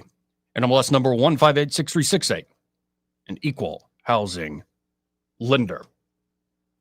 Again, 272-9228 if you want to get in on the conversation today. That's 334-272-9228. And there have been some firings as some folks decided stupidly in high-profile positions to essentially celebrate this. Celebrate this awful assassination.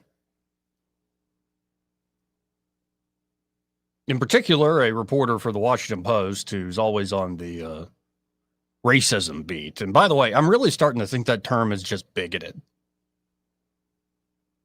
Now, I don't like to assume the people out there who are different than I am are bigots. I try to grant everybody grace.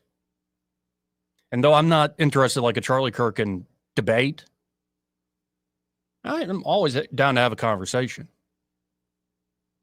But often when I see that word thrown around, racism, and you get more sophisticated with it, with your systemic or structural issues and all the discrepancies and outcomes in terms of wealth, and we could have that conversation.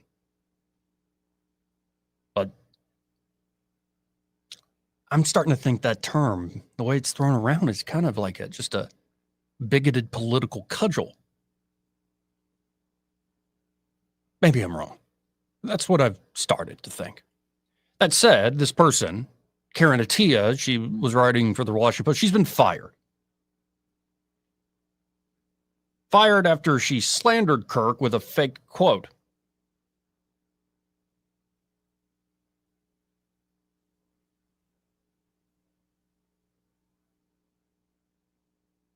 The fake quote she put out there was, "Black women do not have the brain processing power to be taken seriously. You have to go steal a white person's slot." Yeah, problem is he never said that. By the way, she's also been fired by Columbia, the University of Columbia. You also see Stephen King. Now, I don't know if he's been fired from anything, but he put out a fake quote that Charlie Kirk is in favor of stoning gays, which a cursory search for Charlie Kirk gays or Charlie Kirk homosexuals or whatever you want to put in, you'll find videos of Charlie Kirk welcoming gay people into the conservative movement.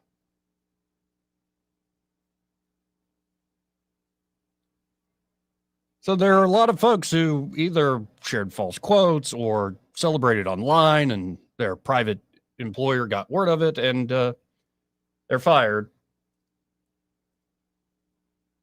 And one person who spoke about this, as well as other aspects of the issue, is Alabama's own Katie Britt. She was on with Maria Bartiromo on Fox News this Sunday. Let's listen into this interview a little bit. Morning. And I want to get your take on accountability. Why is it that we once again fail to see accountability for people spewing hate? Right now, there is a list on X being compiled about people who are hating on Charlie Kirk, about people who are blaming conservatives for this horrific week and murder. You are on appropriations. Will you change the fact that taxpayers are sending money to universities who will not commit to free speech, like Clemson? That's right. Look, Maria, first, my heart breaks for Erika, for Charlie and Erika's two beautiful children, and for our entire nation. Look, there is a dark cloud that came over the United States of America that day that Charlie was assassinated. Now, when Erika stood up and spoke, there was a bit of light that came through. I think she gave every one of us hope and vision and encouragement that evil did not win, that we must speak truth, that we must have courage, as Charlie always said, and that the movement must go on. And I think it will be more powerful now than ever. And when you talk about consequences, when you talk about how we got here, I am so sick of Democrat mayors saying, no, we don't want your help. You want people in your city to die? I'm confused. You should take heed that President Trump is willing to be a partner to make sure that lives in your communities are safe, that people can live their American dream within your community, within your city. We should be working together. This is not about politics. The safety of our citizens should come first. And I commend Memphis and Tennessee for standing alongside President Trump and putting their citizens first. And then when you talk about what's happening online, Maria, it is absolutely disgusting. The rhetoric that led us to this moment, calling President Trump a fascist, calling him Hitler, you have news organizations and mainstream media celebrating that, allowing those things to take place and be said on their networks. Right. That is dangerous. When you look at that, when you look at where we are, when you look at how we got here, now people that are celebrating Charlie's murder, celebrating a political assassination, that should never happen in the United States of America. And Maria, we must do more. We must stand firm, and there must be consequences with regards to people spewing that type of hate and celebration in the face of this. And I believe that there will be, and I certainly plan to hold them accountable. So if you are out there and you are celebrating the political assassination of a man who was exercising his free speech, a very foundational element, a cornerstone of who we are as the United States of America, you should be held accountable. You should be fired. And that is the beginning and the end of it. Full stop. Well said, Senator Katie Britt. Well said, Katie. Got to hit another break. Hopefully we'll have Michael Cohen on the other side of this break. First, this part of the program brought to you by Pest Pro Services and their Pest Pro Ashley and that great team will help you out with any and all of your pest control needs. They really are skilled professionals there at Pest Pro. It's not just a name. They are the real deal. They can help you with basic pest control protection. So you can get rid of those cockroaches, or as the fall comes in, you're going to see a lot more spiders, which I got tired of. In the old house I was living in, I was getting webbed going in and out every day. You don't have to deal with that. Pest Pro can take care of it.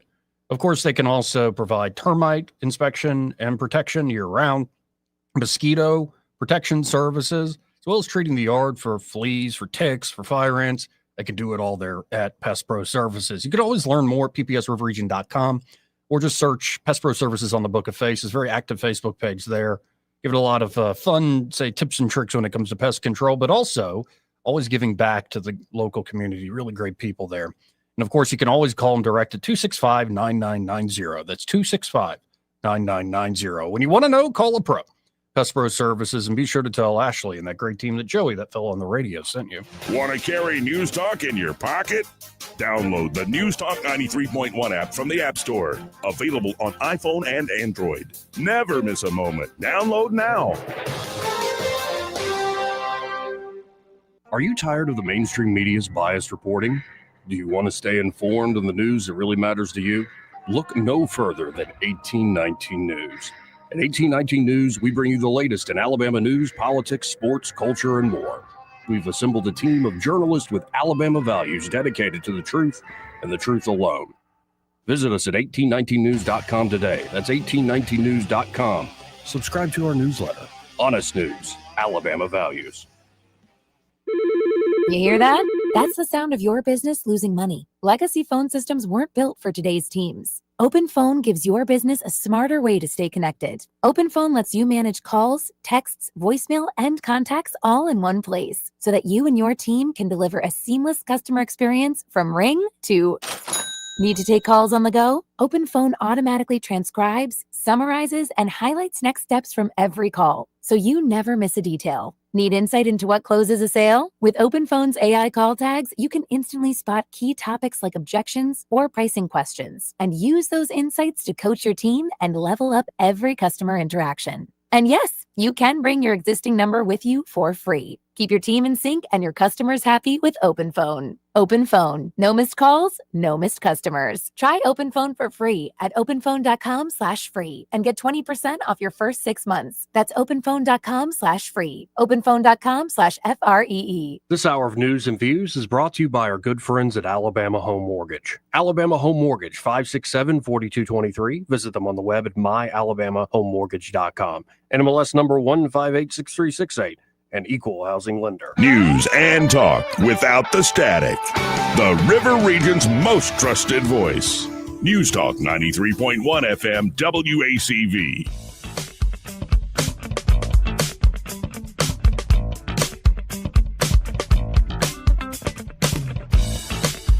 Joey Clark.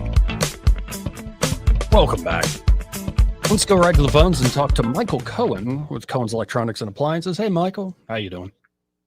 I'm doing great, Joey. How are you? Oh, I'm all right. What's the score there today at Cohen's? Today the score is 28-0. We had a couple of people come in that made some big, nice purchases, and I just got off the phone with a gentleman that has moved to Prattville. We sold him some stuff, and anyway, he's upgrading his 55, and he's going to get a nice 65-inch Sony, and we're probably going to get that installed tomorrow. He's just checking to make sure everything is kosher for him. But it's really neat, and we're so fortunate that we have so many people like this gentleman that calls us from Prattville, and he does everything on the phone, and then he'll just write us a check when we get there. So I mean we're blessed to have customers that have that kind of confidence in us. Well, they don't need to come in and see 28 TVs and make a choice.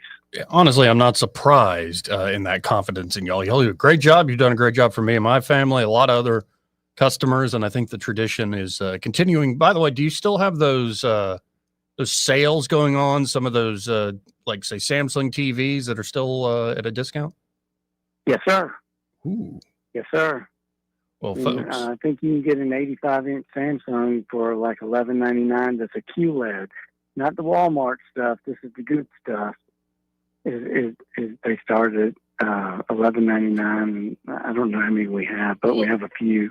Folks, I think this is the model I bought from y'all brand new. And so that TV, I still have it. It's still awesome. So you can get an amazing TV at a great price. Like, get over there to Cohen.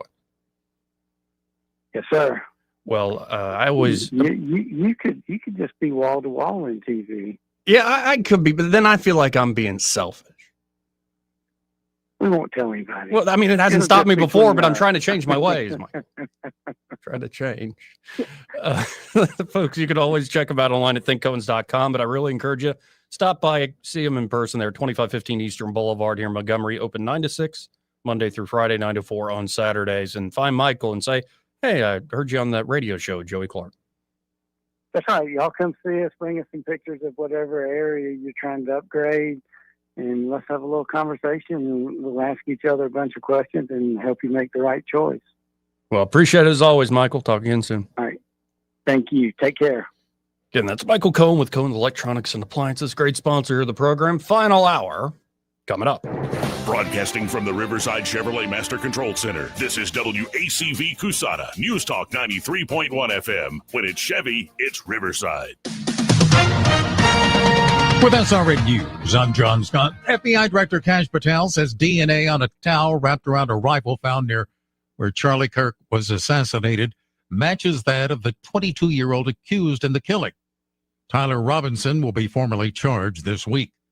In Fort Pierce, Florida, the federal trial of Ryan Ruth, accused of attempting to assassinate Donald Trump during a round of golf in September 2024, has resumed after a week that saw jurors seated, opening statements delivered, and early testimony.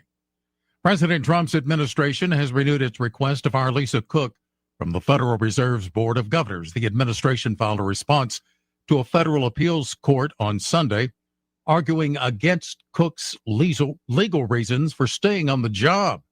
This comes ahead of the central bank's meeting that's this week. This is SRN News. So my mother is thinking of switching from Verizon to Pure Talk, but she's worried the deal sounds too good to be true. Michael, she said, how can those Pure Talk people offer me the same basic service as Verizon for so much less money? I said, Mom, go ask Google how much Verizon spends on advertising and promotion. A few seconds later, my mother said, oh my goodness, $12 billion a year? That must be a typo. I'll tell you what I told my mom. It's not a typo. Verizon spends $12 billion a year on advertising and promotion, and their customers are paying for it. Well, Pure Talk doesn't spend that kind of money on commercials. Trust me, I would know. Consequently, they can offer you and my mother unlimited talk, text, and plenty of data on a blazing fast 5G network for just $25 a month.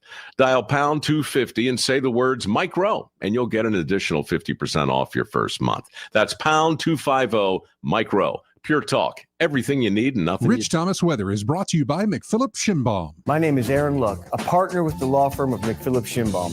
If you or someone in your family has been seriously injured by the negligence of someone else, call me directly. 262-1911. Rich Thomas Weather. Well, hi, everybody. It's officially 1 week to the first day of fall, but we've got 90-plus degree weather every day this week. More sunshine today, still dry, and very warm with a high temperature in the lower 90s. Mostly clear. The nights are comfortably cool. Overnight low temperature down to about 64. Lots of sunshine again tomorrow, Wednesday, Thursday, Friday. We'll be in the lower 90s on Tuesday and Wednesday, and low to mid-90s on Thursday and Friday with 60s at night. From the Blue Water Weather Center, this is Rich Thomas. Ready to borrow smarter this season? Apply online in minutes at yourasecu.com. Call 334-270-9011 or visit your local branch today. ASD Credit Union. Your life, your goals, your ASD. Terms and conditions apply. Federally insured by NCUA. 1819 News. On WVNN's Dale Jackson show Friday, State Senator Arthur Orr of Decatur called Charlie Kirk's murder a political assassination. Orr said Kirk was targeted because he challenged the left on college campuses and was seen as a threat. He warned the country is in a dangerous place when effectiveness makes someone a target. Orr also blamed social media and mainstream outlets for fueling violent rhetoric, saying the problem is likely to get worse. I'll be back with more Alabama news after this. Brian Dawson here, CEO of 1819 News. I'm also the host of 1819 News, the podcast, and we'd love for you to join us by listening to our weekly show on all the top podcast apps, both in audio and video format. At 1819 News, the podcast, we are in pursuit of a free and flourishing Alabama. Every week, we're having important conversations with guests from across this great state, all with the goal of equipping Alabamians to be in pursuit of a free and flourishing Alabama with us. New episodes are released weekly. I hope you'll join us. UAB held off Akron 31-28 Saturday night. Jalen Kitna threw for 341 yards and 2 touchdowns, while Solomon Beebe opened the game with a 96-yard kickoff return for a score. The Blazers built a 31-20 halftime lead, then stopped Akron's final drive late in the fourth to seal the win. A new billboard on Jordan Lane in Huntsville is honoring Charlie Kirk. The sign features the Turning Point USA founder's image alongside the words, "Rest in peace, Charlie Kirk," and the verse Matthew 25:23, which says, "Well done, good and faithful servant." Photos of the billboard have been shared widely on social media. The space is owned by Houston-based MH Outdoors. For 1819 News, I'm Garrison Hardy. For more news affecting Alabamians, go to 1819news.com. And while you're there, subscribe to the daily newsletter. This hour of news and views is brought to you by our good friends at Cole Plumbing, 279-8919. Cole Plumbing is number one in the number two business. You don't have to dig a hole. They have proprietary pipelining technology. Ask them about their tankless water heaters. Remember, when you have trouble with your bowl, call on Cole. Hi, I'm Jane Ray, account executive with Blue Water Broadcasting. Why should you advertise with us? Radio is an active medium. It can create immediacy, driving shoppers to a specific store, brand, or to take a specific action.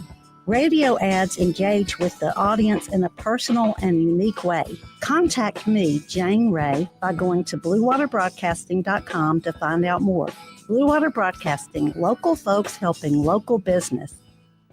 Wet feet, melting popsicles, puppy prints. Summer is hard on floors, but Pergo Vinyl by Mohawk is kid-proof, pet-proof, and life-proof. And right now, during the Pergo event at Prattville Carpet, you can get luxury vinyl, worry-free floors, plus up to $1,000 in rebates on qualifying Pergo products. So gorgeous new floors, up to $1,000 back. And did I mention 12 months no interest? Get the details and shop Mohawk's Pergo event now at PrattvilleCarpet.com. Prattville Carpet, we're more than just carpet. The views and opinions of the following program are solely those of the host and other contributors. These do not necessarily represent those of Liberty Acquisitions 825, Blue Water Broadcasting, its management, staff, or any advertisers.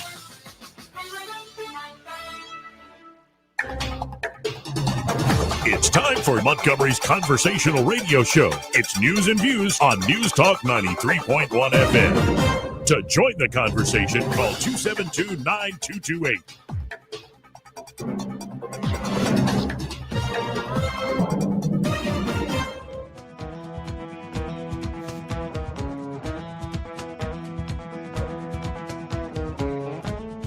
And as promised, we have on the phone here Andrew Sorrell, the state auditor for the great state of Alabama. Of course, he is running also for Secretary of State here in this upcoming cycle. Andrew, how are you doing today, sir?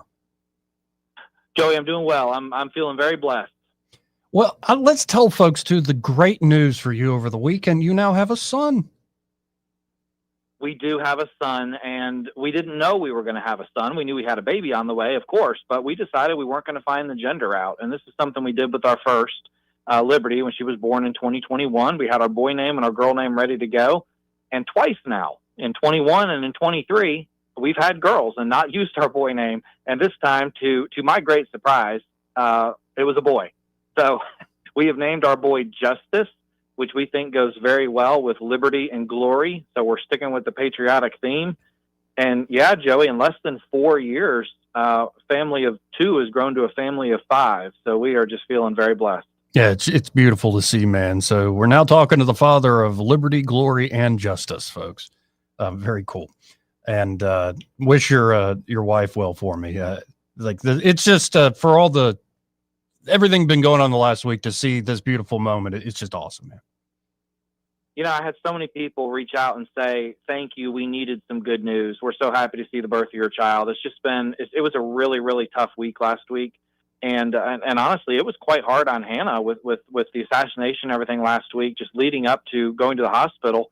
It was just mentally challenging. I think it was hard on all conservatives, and hopefully liberals too took it hard last week. Assassinations are not something anyone should, rejoice in. And I was glad we were able to share some good news over the weekend. And, I feel very blessed, Joey. I didn't meet my wife until I was 30. We were married at 31, had my first kid when I was just a month shy of 36. And now I have this beautiful family. I have a fantastic wife who's just a wonderful mother to our children.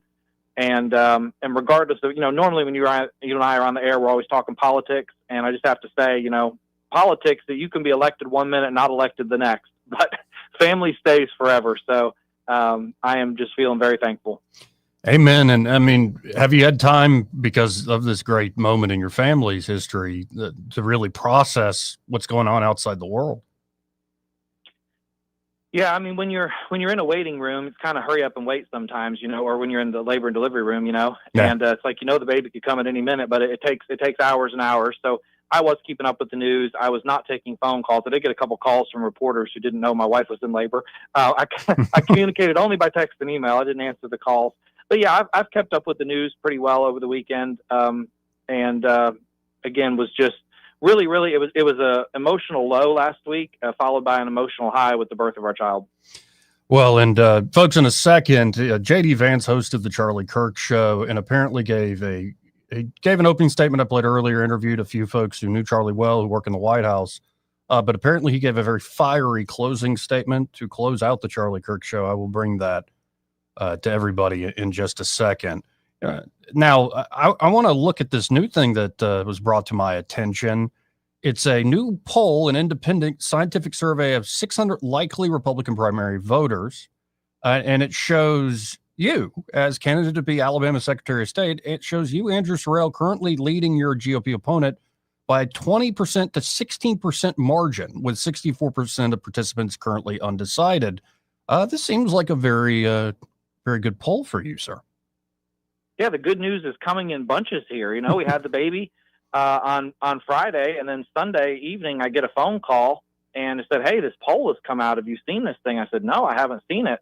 And my friend sent it to me, and I was like, well, goodness, I'm in the lead now. And that's the first time that any poll, whether our campaign's internal polling or external polling, has ever shown us in the lead. So we were obviously thrilled. I was confident in our strategy. It's the same strategy I've used to win the last two races. You get into races, and everybody in Montgomery says, there's no way Andrew Sorrell's going to win that race. Don't worry about him. And then we target grassroots conservative. We don't worry about Montgomery insiders, quite frankly. Opponents can go out there, they can get all the endorsements and all that stuff. Well, what matters at the ballot box is the talk radio crowd, the grassroots crowd, the Republican women crowd, from around the state. Those are the voters that I believe moves the needle, and those are the ones that we target with my consistent conservative viewpoints. And I have been elected twice now. The voters know what to expect from me. And I've delivered on all of my campaign promises, both in the state house, where I was the most conservative state legislator 3 out of the 4 years I was there, and then as state auditor, where I don't believe anyone has done as much to restrain the growth of government as I've tried to do in my own office. We plan to actually put in for a budget decrease next year. I don't know that hardly ever happens, but I was looking at our numbers. I think we're going to be able to request 1 or 2% less than what we actually got last year. And the voters see things like that, and we just got to educate the voters about me and about my platform. And it's obviously working. We've moved up double digits since the last poll. And this poll that just came out, as you noted, is independent. This was not our poll. We did not commission the poll. I didn't even know about it until it was published.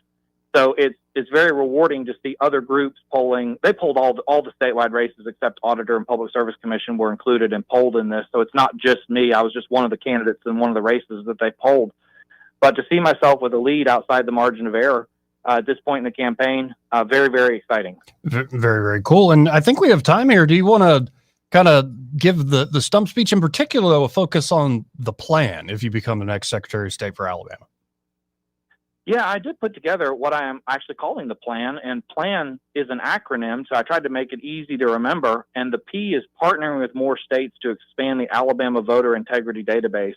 And this is a system, if you're not familiar with it or listeners aren't, it's where Wes Allen has been sharing our voter list with other states. You get memorandums of understanding with other secretaries of states around the country. By the way, I have a couple that I think are lined up, ready to go, should I win, that are going to sign on and do this with me. We currently have 10 partner states, and we found 40,000 duplicates on our voter rolls. So my goal is to triple the number of partner states. I want to have 30 partner states, and I think we'll find another 80,000 duplicates if we do that, and just further clean up our voter rolls. By the way, when you do this, you also catch people who are voting in 2 states at once. The only way you would know that is if the secretaries are talking to each other and comparing their voter lists and saying, oh, he voted in November of 24 in 2 different states, right? Which is clearly illegal. The L is lowering service fees.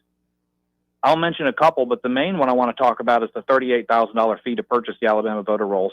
That's ridiculous. if anybody wants to hold the Secretary of State accountable, make sure they're doing a good job keeping the voter rolls clean, you have to be able to afford the voter list. So I've been pledging to cut the cost of that by 90%. And then someone on the campaign trail a couple months ago challenged me. They said, Washington State gives it away for free. Why don't you do that? And I said, all right, you know what? I am going to do that. If I'm Secretary of State, the voter list is going to be free in Alabama. I'm going to make that pledge now because I want to do such a good job cleaning it up that I'm not afraid for that to be easily accessible to the public so they can verify that people who have moved out of state or passed away or whatever have been removed from the voter rolls. You commit a disqualifying felony, a moral turpitude crime, you're supposed to be off the voter rolls. We got to slash our business service fees. It's $100 to update your business's registered agent. That's a name and address change. That should be a $10 fee.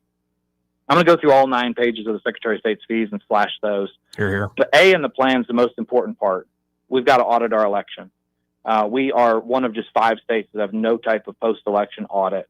I have been very outspoken in favor of the audit bill that Representative Debbie Wood was carrying. In fact, I want to do something even stronger. Of course, as you know, Debbie Wood has resigned, so someone else will be carrying that bill next year, picking up the torch and carrying that forward. But we've got to go further than that bill because that bill only audits the general election.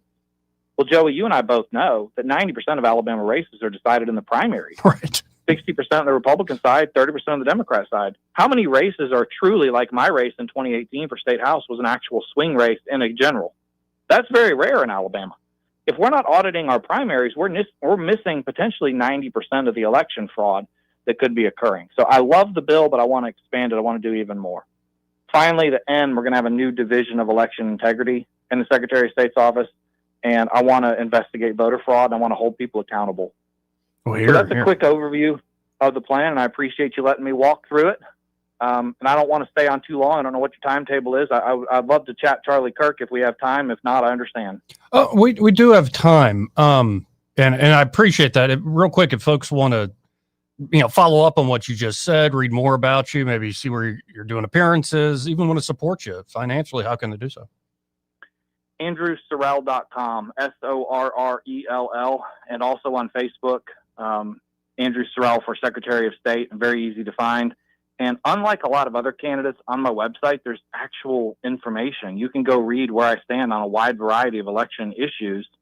This is something I started when I ran for State House. I listed my position on 20-something issues where I stood when I ran for State House. And so many people would say, I voted for you because you actually told me what you believed. A lot of times you get on these candidates' websites and it says, less government, less taxes, I'm conservative, vote for me. And that's not really enough. Everybody says that. So I try to drill deeper.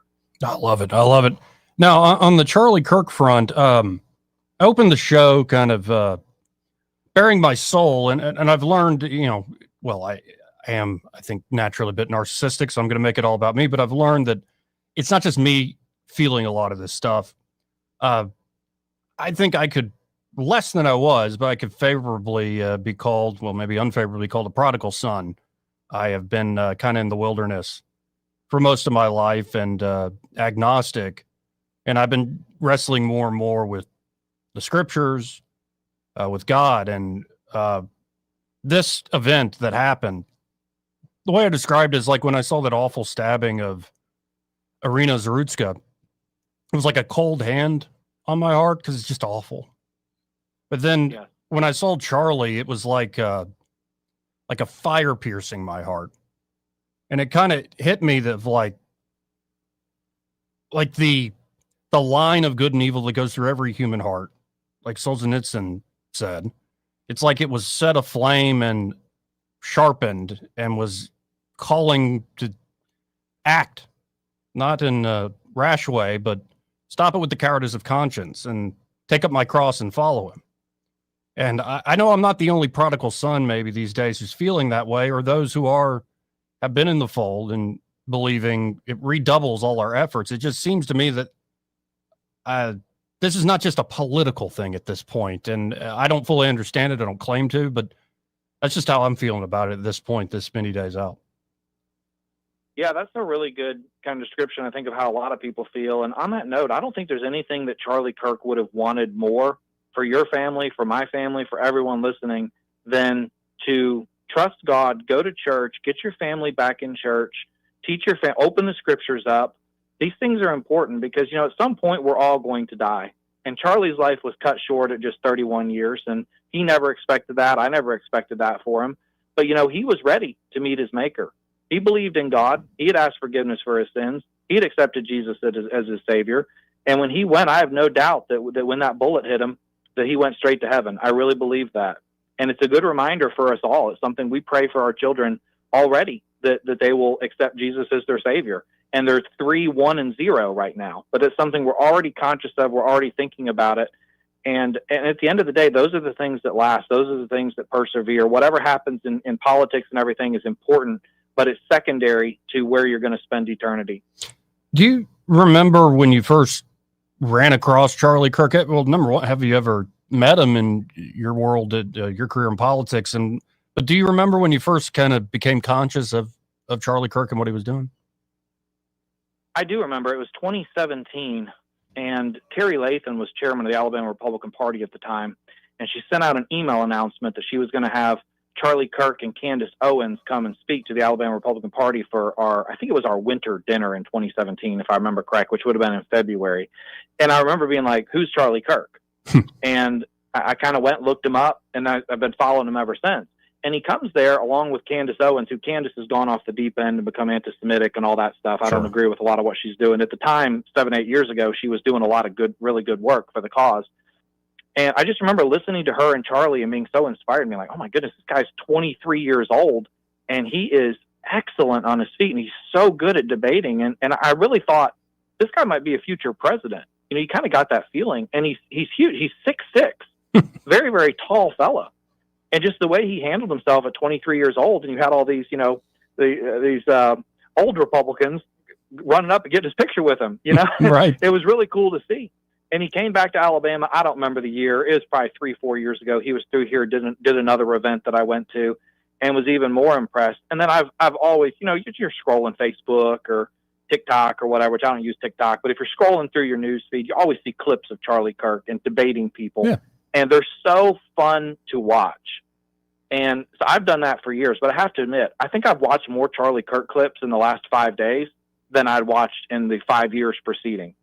And hopefully that's good. Hopefully that has amplified his message. Yeah, and I don't think it's going away. Well, and to that point, one of the executive producers for the Charlie Kirk show was being interviewed by J.D. Vance on that show. And he said one of the big things Charlie was working on in the last few weeks was getting not only chapters in colleges, but in every high school, on every high school campus. And he didn't know the exact number at that point as he's thinking it through. He's like, but we got to do every one. We need 35,000. And they look it up. They go, well, there are only really 23,000 high school campuses. Okay, we're doing 23,000. Well, that producer went on to reveal that since his assassination, there have been 37,000 applications around the country to start chapters for Turning Point USA.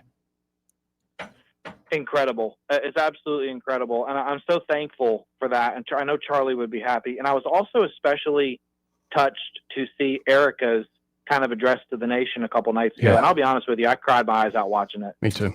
I mean, when she got to the part where she said, my 3-year-old came up and said, Mommy, where's Daddy? And I thought, I just lost it because I have a 3-year-old girl. And I thought, that's exactly right. If I died, Liberty wouldn't understand. She doesn't even know that people die yet. She understands that bugs die. That's as deep as her understanding is.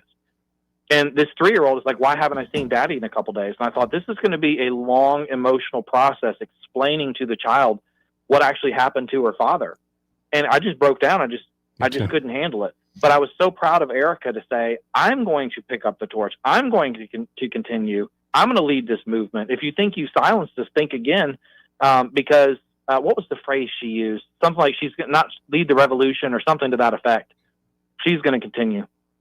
Here. And I think everybody needs that impetus. I wasn't the guy who I saw Charlie Kirk debate clips often. I wasn't that into it because at a certain point I get tired of, not with him, but with the college kids. It's kind of like taking candy from a baby at some point.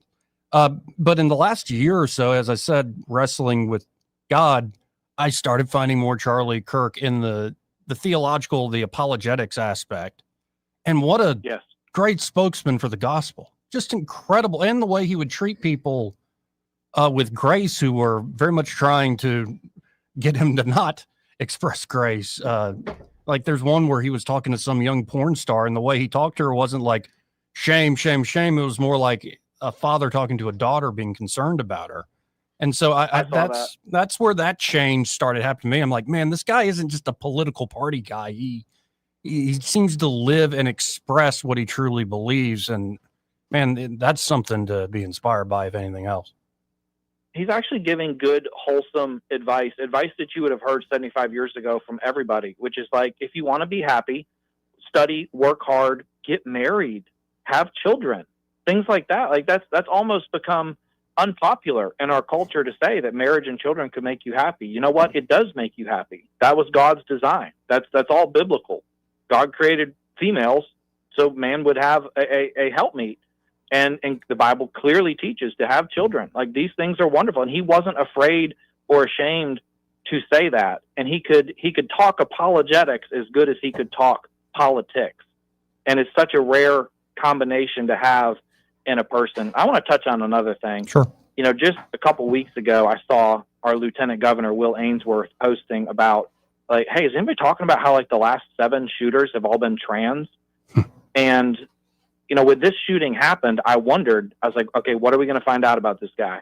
You know, of course, the media's first is, well, it's probably a Donald Trump supporter. I think somebody even went so far as to say, we don't even know if it was somebody shooting off a gun in celebration or something, like a Kirk supporter shooting off a gun in celebration. It's like, did you see where the bullet hit him? Are you stupid? Like, of course this was an assassination. So anyway, sure enough, a couple days later, we find out, well, this shooter wasn't trans, but he was living with a trans person.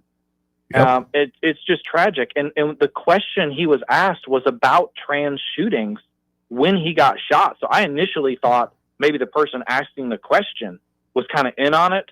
And I think we found out since then he wasn't. But, those thoughts immediately run through your mind. Yeah, from what I've read, what's been publicly released, the trans person, the young guy he was living with, who's transitioning, was kind of shocked by all this, was like, he did what? And apparently the shooter, Tyler Robinson, is not cooperating, is not confessed, but everybody around him, including, it sounds like that roommate, is cooperating with authorities. So we're getting a better picture of this by the minute. I think we got the right guy. It's pretty clear we got the right guy. They found his DNA on the roof. They found his DNA on the towel that the gun was wrapped up in the bushes. I mean, it's very obvious. And he apparently confessed to his dad, and his dad turned him in. And which got to be a hard thing to do. Your son's facing the death penalty, and you turn your son in. That's got to be a hard thing to do. Yeah, no, and I immediately thought of I didn't come to bring peace but a sword. And can you imagine being a dad, slowly realizing when you see that FBI press conference with Governor Cox that, oh God, that's my son. Like that. No, I can't imagine that. It's just, there's so much. By all accounts, his parents were good people, and by all accounts did a good job raising him. It's just, at some point, your children are responsible for their own decisions, and you hate to see it for the parents.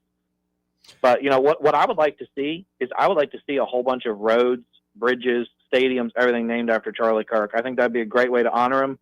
We see that with other transformational leaders like Martin Luther King.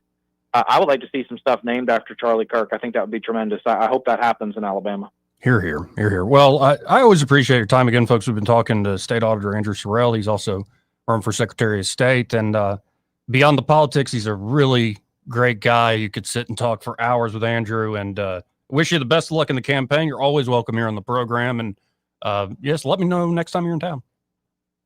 Thank you so much for getting me on. I'll be back to work here probably next week. I'm going to spend this week helping Hannah with the baby and come back down next week. Awesome. And God bless, Andrew. Thank you, sir.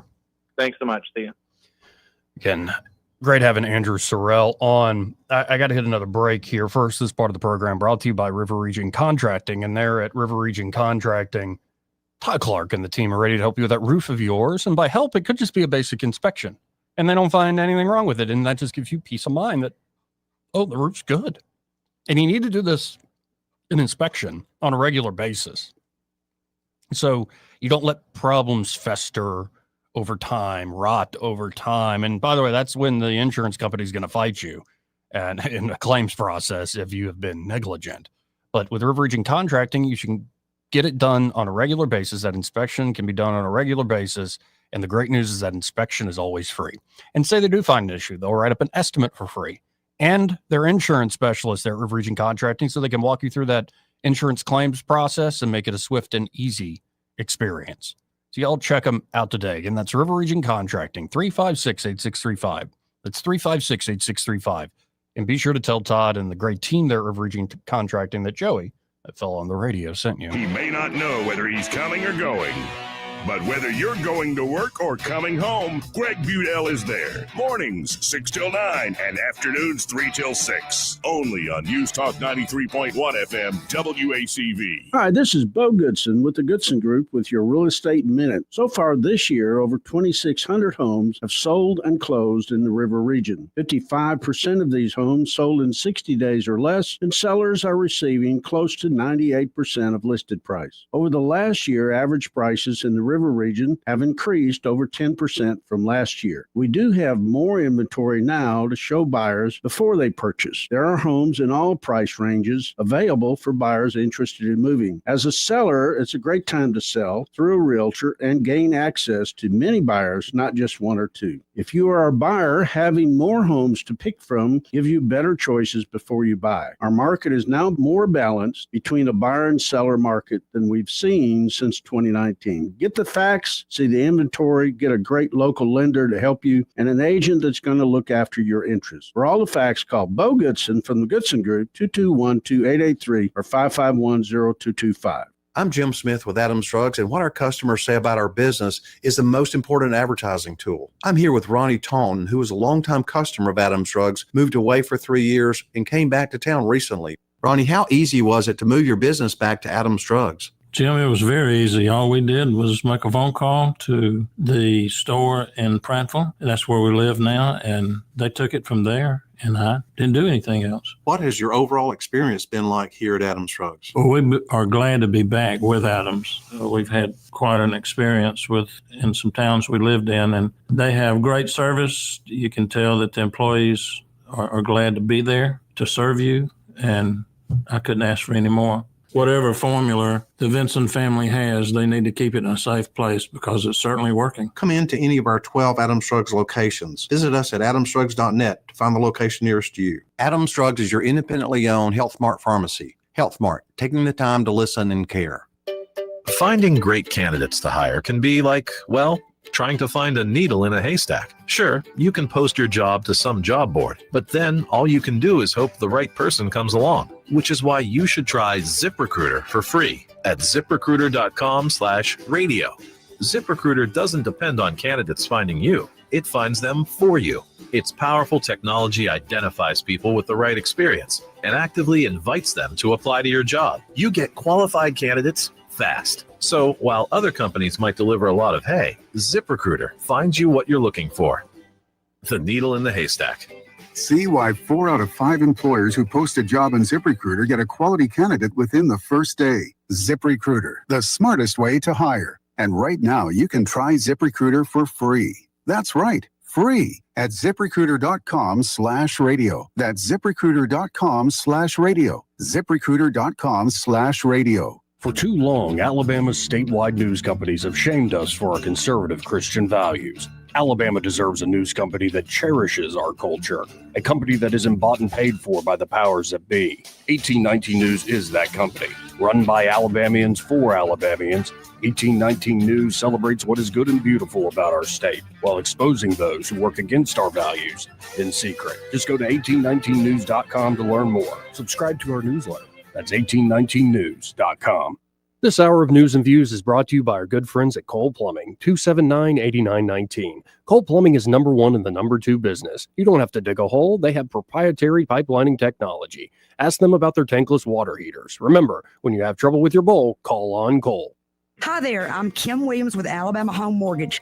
For many years, my team and I have worked diligently to provide our veterans with top-notch service, as it is our honor to serve those who have served us in the armed forces. Madeline and I are certified veteran lending specialists. Nationwide, there are over 22 million veterans that qualify to purchase a home through the VA loan program. Yet less than 2 million of them currently have a VA home loan. Many lenders do not keep up with the ever-changing guidelines and benefits of the VA loan program. They are intimidated by the program, resulting in many veterans not obtaining VA loans. This is unacceptable. The VA home loan program offers service members and veterans with 100% financing. You've already paid your down payment. If you are currently serving or have honorably discharged, we would love an opportunity to discuss how the VA program can serve you. Give Alabama Home Mortgage a call at 567-4223 or visit us online at myalabamahomemortgage.com to complete an application on your time. Thank you for your service. NMLS 1586-36-8, Equal Housing Lender. The Rich Thomas Weather Network is brought to you by Ernest Financial. If you're tired of losing your money in the stock market, call David Ernest, 334-279-7431. Ernest Financial, LLC. Rich Thomas Weather. Well, hi, everybody. We've had a series of these 90-plus degree days, but at least the nights are pleasantly cool. It'll be clear and comfortably cool tonight. Overnight low temperature down to about 64. Then abundant sunshine tomorrow, Wednesday, Thursday, and Friday. We'll be in the lower 90s on Tuesday and Wednesday, and low to mid-90s on Thursday and Friday, with nights in the 60s. From the Blue Water Weather Center, this is Rich Thomas. Budget Floors and More has the best prices. Carpet as low as 69 cents per square foot. LVP starting at $1.29 a square foot. Sheet vinyl as low as 65 cents per square foot. And the lowest prices on flooring installation supplies. Budget Floors and More across from Delray to Publix. The River Region's first and only news talk station on FM. Live, local talk. News Talk 93.1 FM WACV.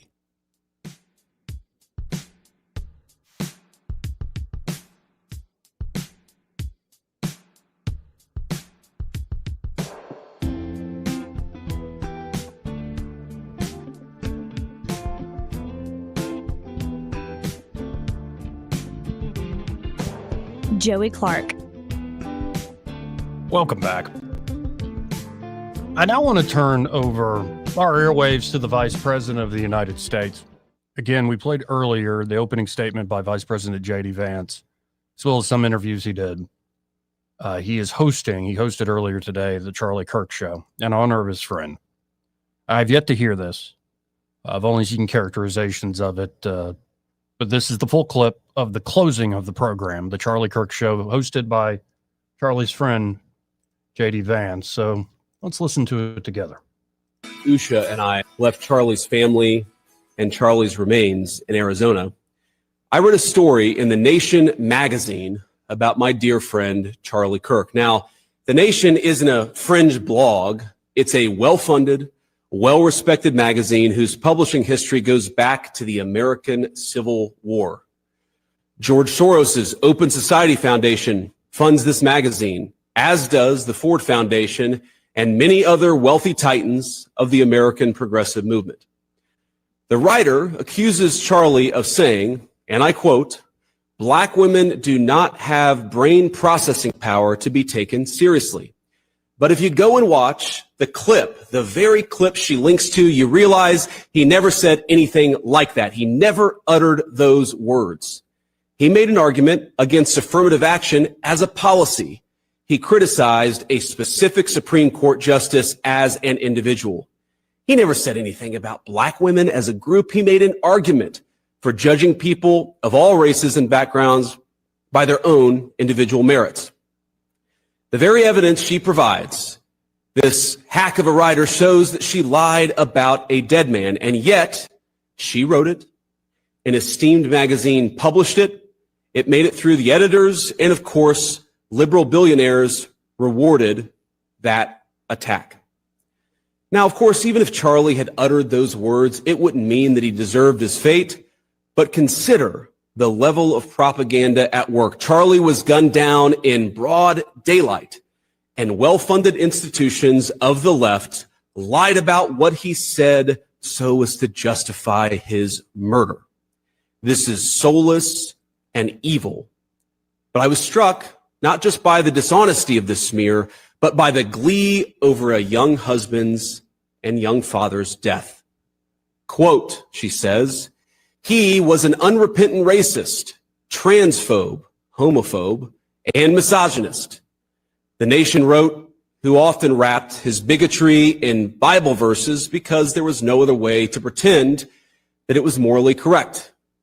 He had children, as do many vile people. That's what they said. He had children, as do many vile people. Now, hours before this smear was published, my wife and I had the honor of escorting Charlie's body back to his home in Arizona. We took his wife, Erika, we love you, his parents, his sister, and a few of his best friends with us. And as they offloaded Charlie's casket from Air Force Two, I worried that Erika would collapse with grief. Now, I'm a very lucky husband to a very wonderful wife, but I have never been prouder of my wife than that moment as she held Erika in Erika's very darkest hour.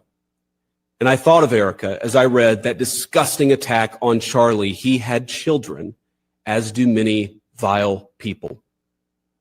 That's what they said about him. I said the Lord's Prayer. Our Father who art in heaven, hallowed be thy name. Thy kingdom come, thy will be done on earth as it is in heaven. And I asked Usha what Erika had said to her earlier in the day in a private moment, and I asked Erika's permission to share this. My wife told me, she asked me for advice.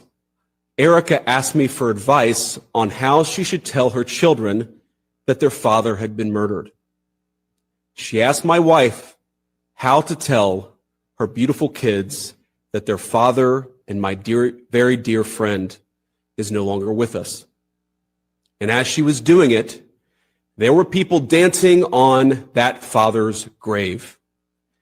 Now, I have heard many calls in the last few days for unity and for healing in the wake of Charlie's assassination. You have no idea how desperately I want that, how gratified I was when Democratic friends and even former Senate colleagues reached out to offer their condolences to me. I'm so thankful. And I know there are so many like them all across our great country. I am desperate to wrap my arms around them as we all unite to condemn political violence and the ideas that cause it. Psalm 133 tells us, behold how good and how pleasant it is for brethren to dwell together in unity. It is like the precious ointment upon the head. Oh, how badly have I craved that precious ointment in recent days, and I believe we can have it. But first, we must tell the truth. It's the only way to honor Charlie, for what was he, if not a man who told the truth in every place, in every environment? Now, the most important truth Charlie told is this, that long ago a man, begotten, not made, came down from heaven, and by the Holy Spirit was incarnate of the Virgin Mary and became man. For our sake, he was crucified under Pontius Pilate and suffered death and was buried and rose again on the third day.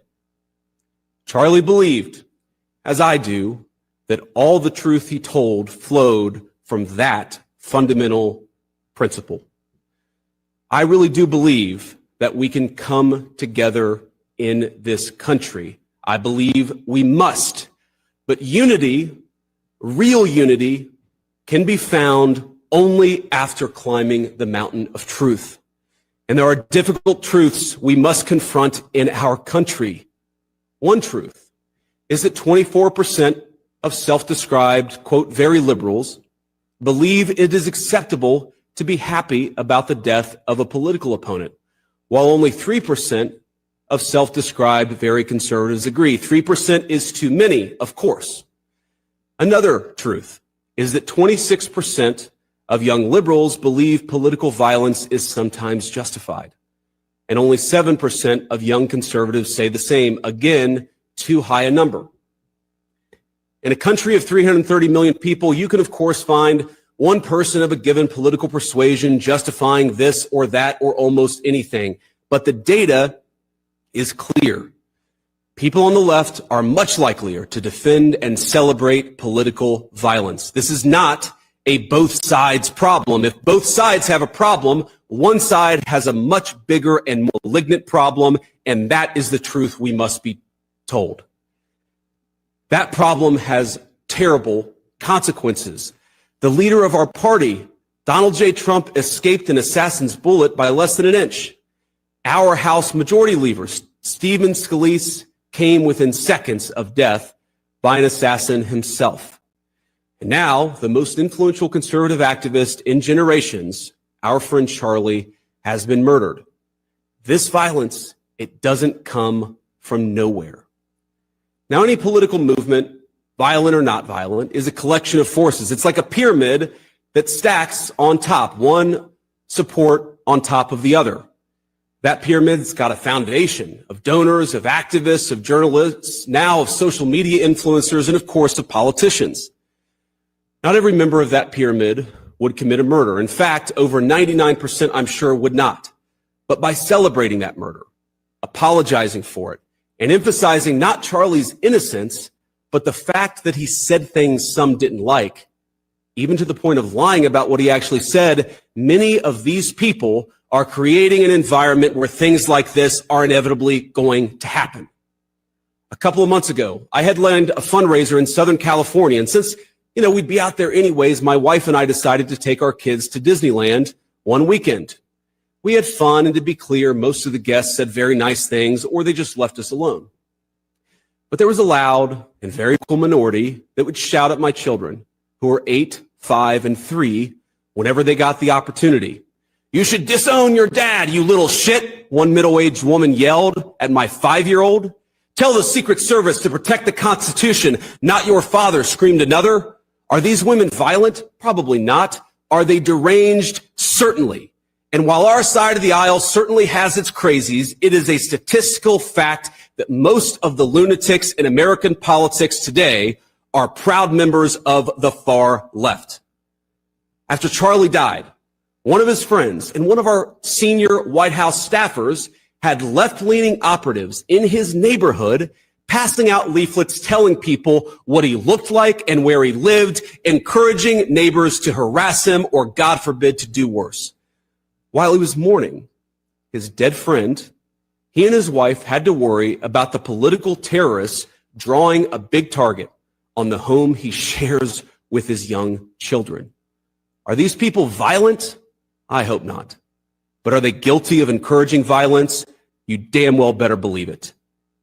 We can thank God that most Democrats don't share these attitudes, and I do, while acknowledging that something has gone very wrong with a lunatic fringe, a minority, but a growing and powerful minority on the far left. There is no unity with people who scream at children over their parents' politics. There is no unity with someone who lies about what Charlie Kirk said in order to excuse his murder.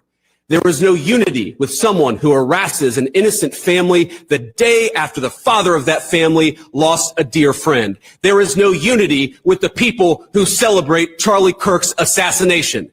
And there is no unity with the people who fund these articles, who pay the salaries of these terrorist sympathizers, who argue that Charlie Kirk, a loving husband and father, deserved a shot to the neck because he spoke words with which they disagreed. Did you know that the George Soros Open Society Foundation and the Ford Foundation, the groups who funded that disgusting article justifying Charlie's death, do you know they benefit from generous tax treatment? They are literally subsidized by you and me, the American taxpayer. And how do they reward us? By setting fire to the house built by the American family over 250 years. I am desperate for our country to be united in condemnation of the actions and the ideas that killed my friend. I want it so badly that I will tell you a difficult truth. We can only have it with people who acknowledge that political violence is unacceptable, and when we work to dismantle the institutions that promote violence and terrorism in our own country. Now, our government, you heard me talk to Stephen Miller about this, will be working very hard to do exactly that in the months to come. We're not always going to get it right. We will sometimes move more slowly than you would like. We will sometimes move more slowly than I want us to. But I promise you that we will explore every option to bring real unity to our country and stop those who would kill their fellow Americans because they don't like what they say. But you have a role too. Civil society, Charlie understood this well, is not just something that flows from the government. It flows from each and every one of us. It flows from all of us.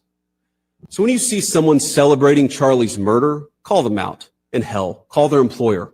We don't believe in political violence, but we do believe in civility. And there is no civility in the celebration of political assassination.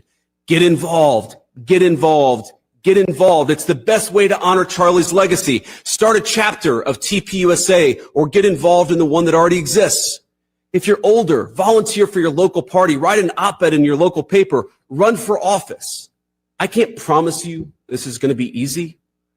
I can't promise you that all of us will avoid Charlie's fate. I can't promise you that I will avoid Charlie's fate. But the best way to honor him is to shine the light of truth like a torch in the very darkest places. Go do it. We owe it to our friend to ensure that his killer is not just prosecuted but punished. And the worst punishment is not the death penalty, but the knowledge that Charlie's mission continues after he's gone. St. Paul tells us in the book of Ephesians to put on the full armor of God. Let all of us put on that armor and commit ourselves to that cause for which Charlie gave his life, to rebuild a united States of America, and to do it by telling the truth. Vice President J.D. Vance, folks. Incredible. Well done, J.D. Well done indeed. To sum up what I said earlier, if you feel the fire, the sword of justice burning in your heart, burning away the cowardice of conscience, embrace it. Take that fire, take that anger, and channel it into something that isn't on Republican side or Democrat side, right or left, black or white, yada, yada, yada, all the distinctions we make. Take that anger, channel it, and pray you are on God's side. If we all do that seriously, I think the politics will work themselves out and we can have unity. But for now, the vice president is quite right. We'll be right back. Want to carry News Talk in your pocket? Download the News Talk 93.1 app from the App Store. Available on iPhone and Android. Never miss a moment. Download now.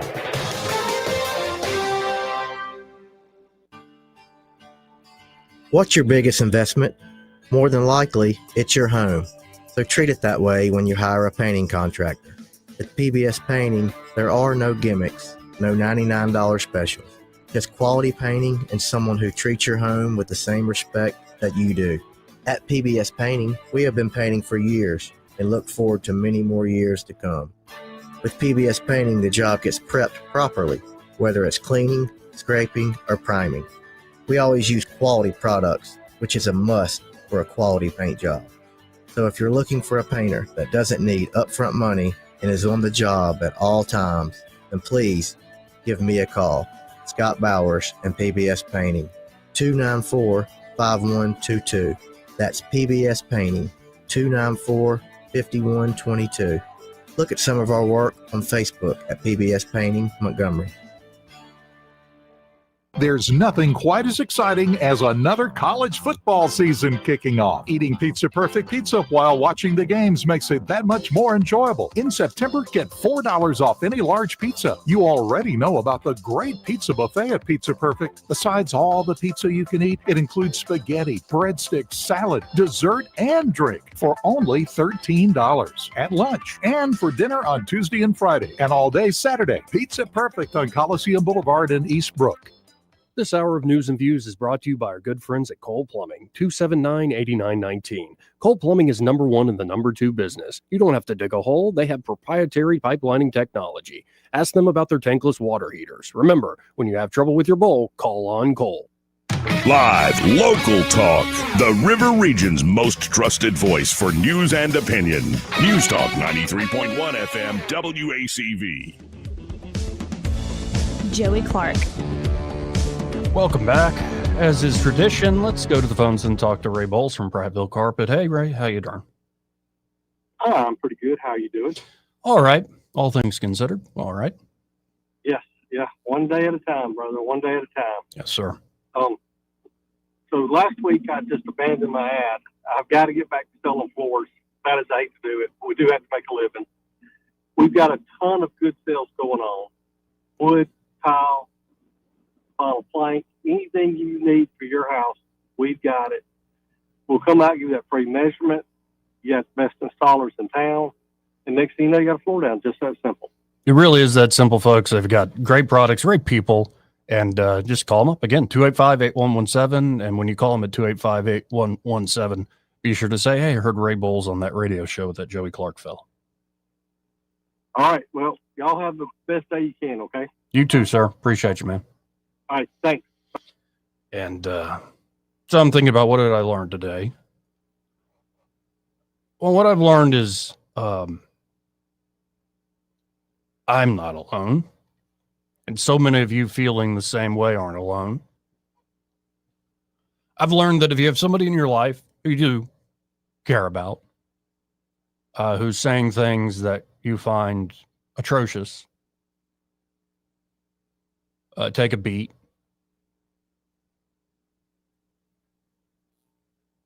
Let the moment pass. And when the mood settles a bit, try to show them why they're mistaken. I've learned that if on social media you see purposely provocative, idiotic things, ignore it. Put down the phone. Like right now, put down the phone. If you're seeing something that's making you feel very sad or very angry, that ain't real life. Go hug the people that you love, or if you don't have the opportunity to hug them, I'm sorry my arms aren't as long to reach Nashville and Lillian, Alabama, and Charlotte, North Carolina, and all the places all the people I love live. So at least call them and talk to them, see how they're doing. And God, stay away from the politics if you can.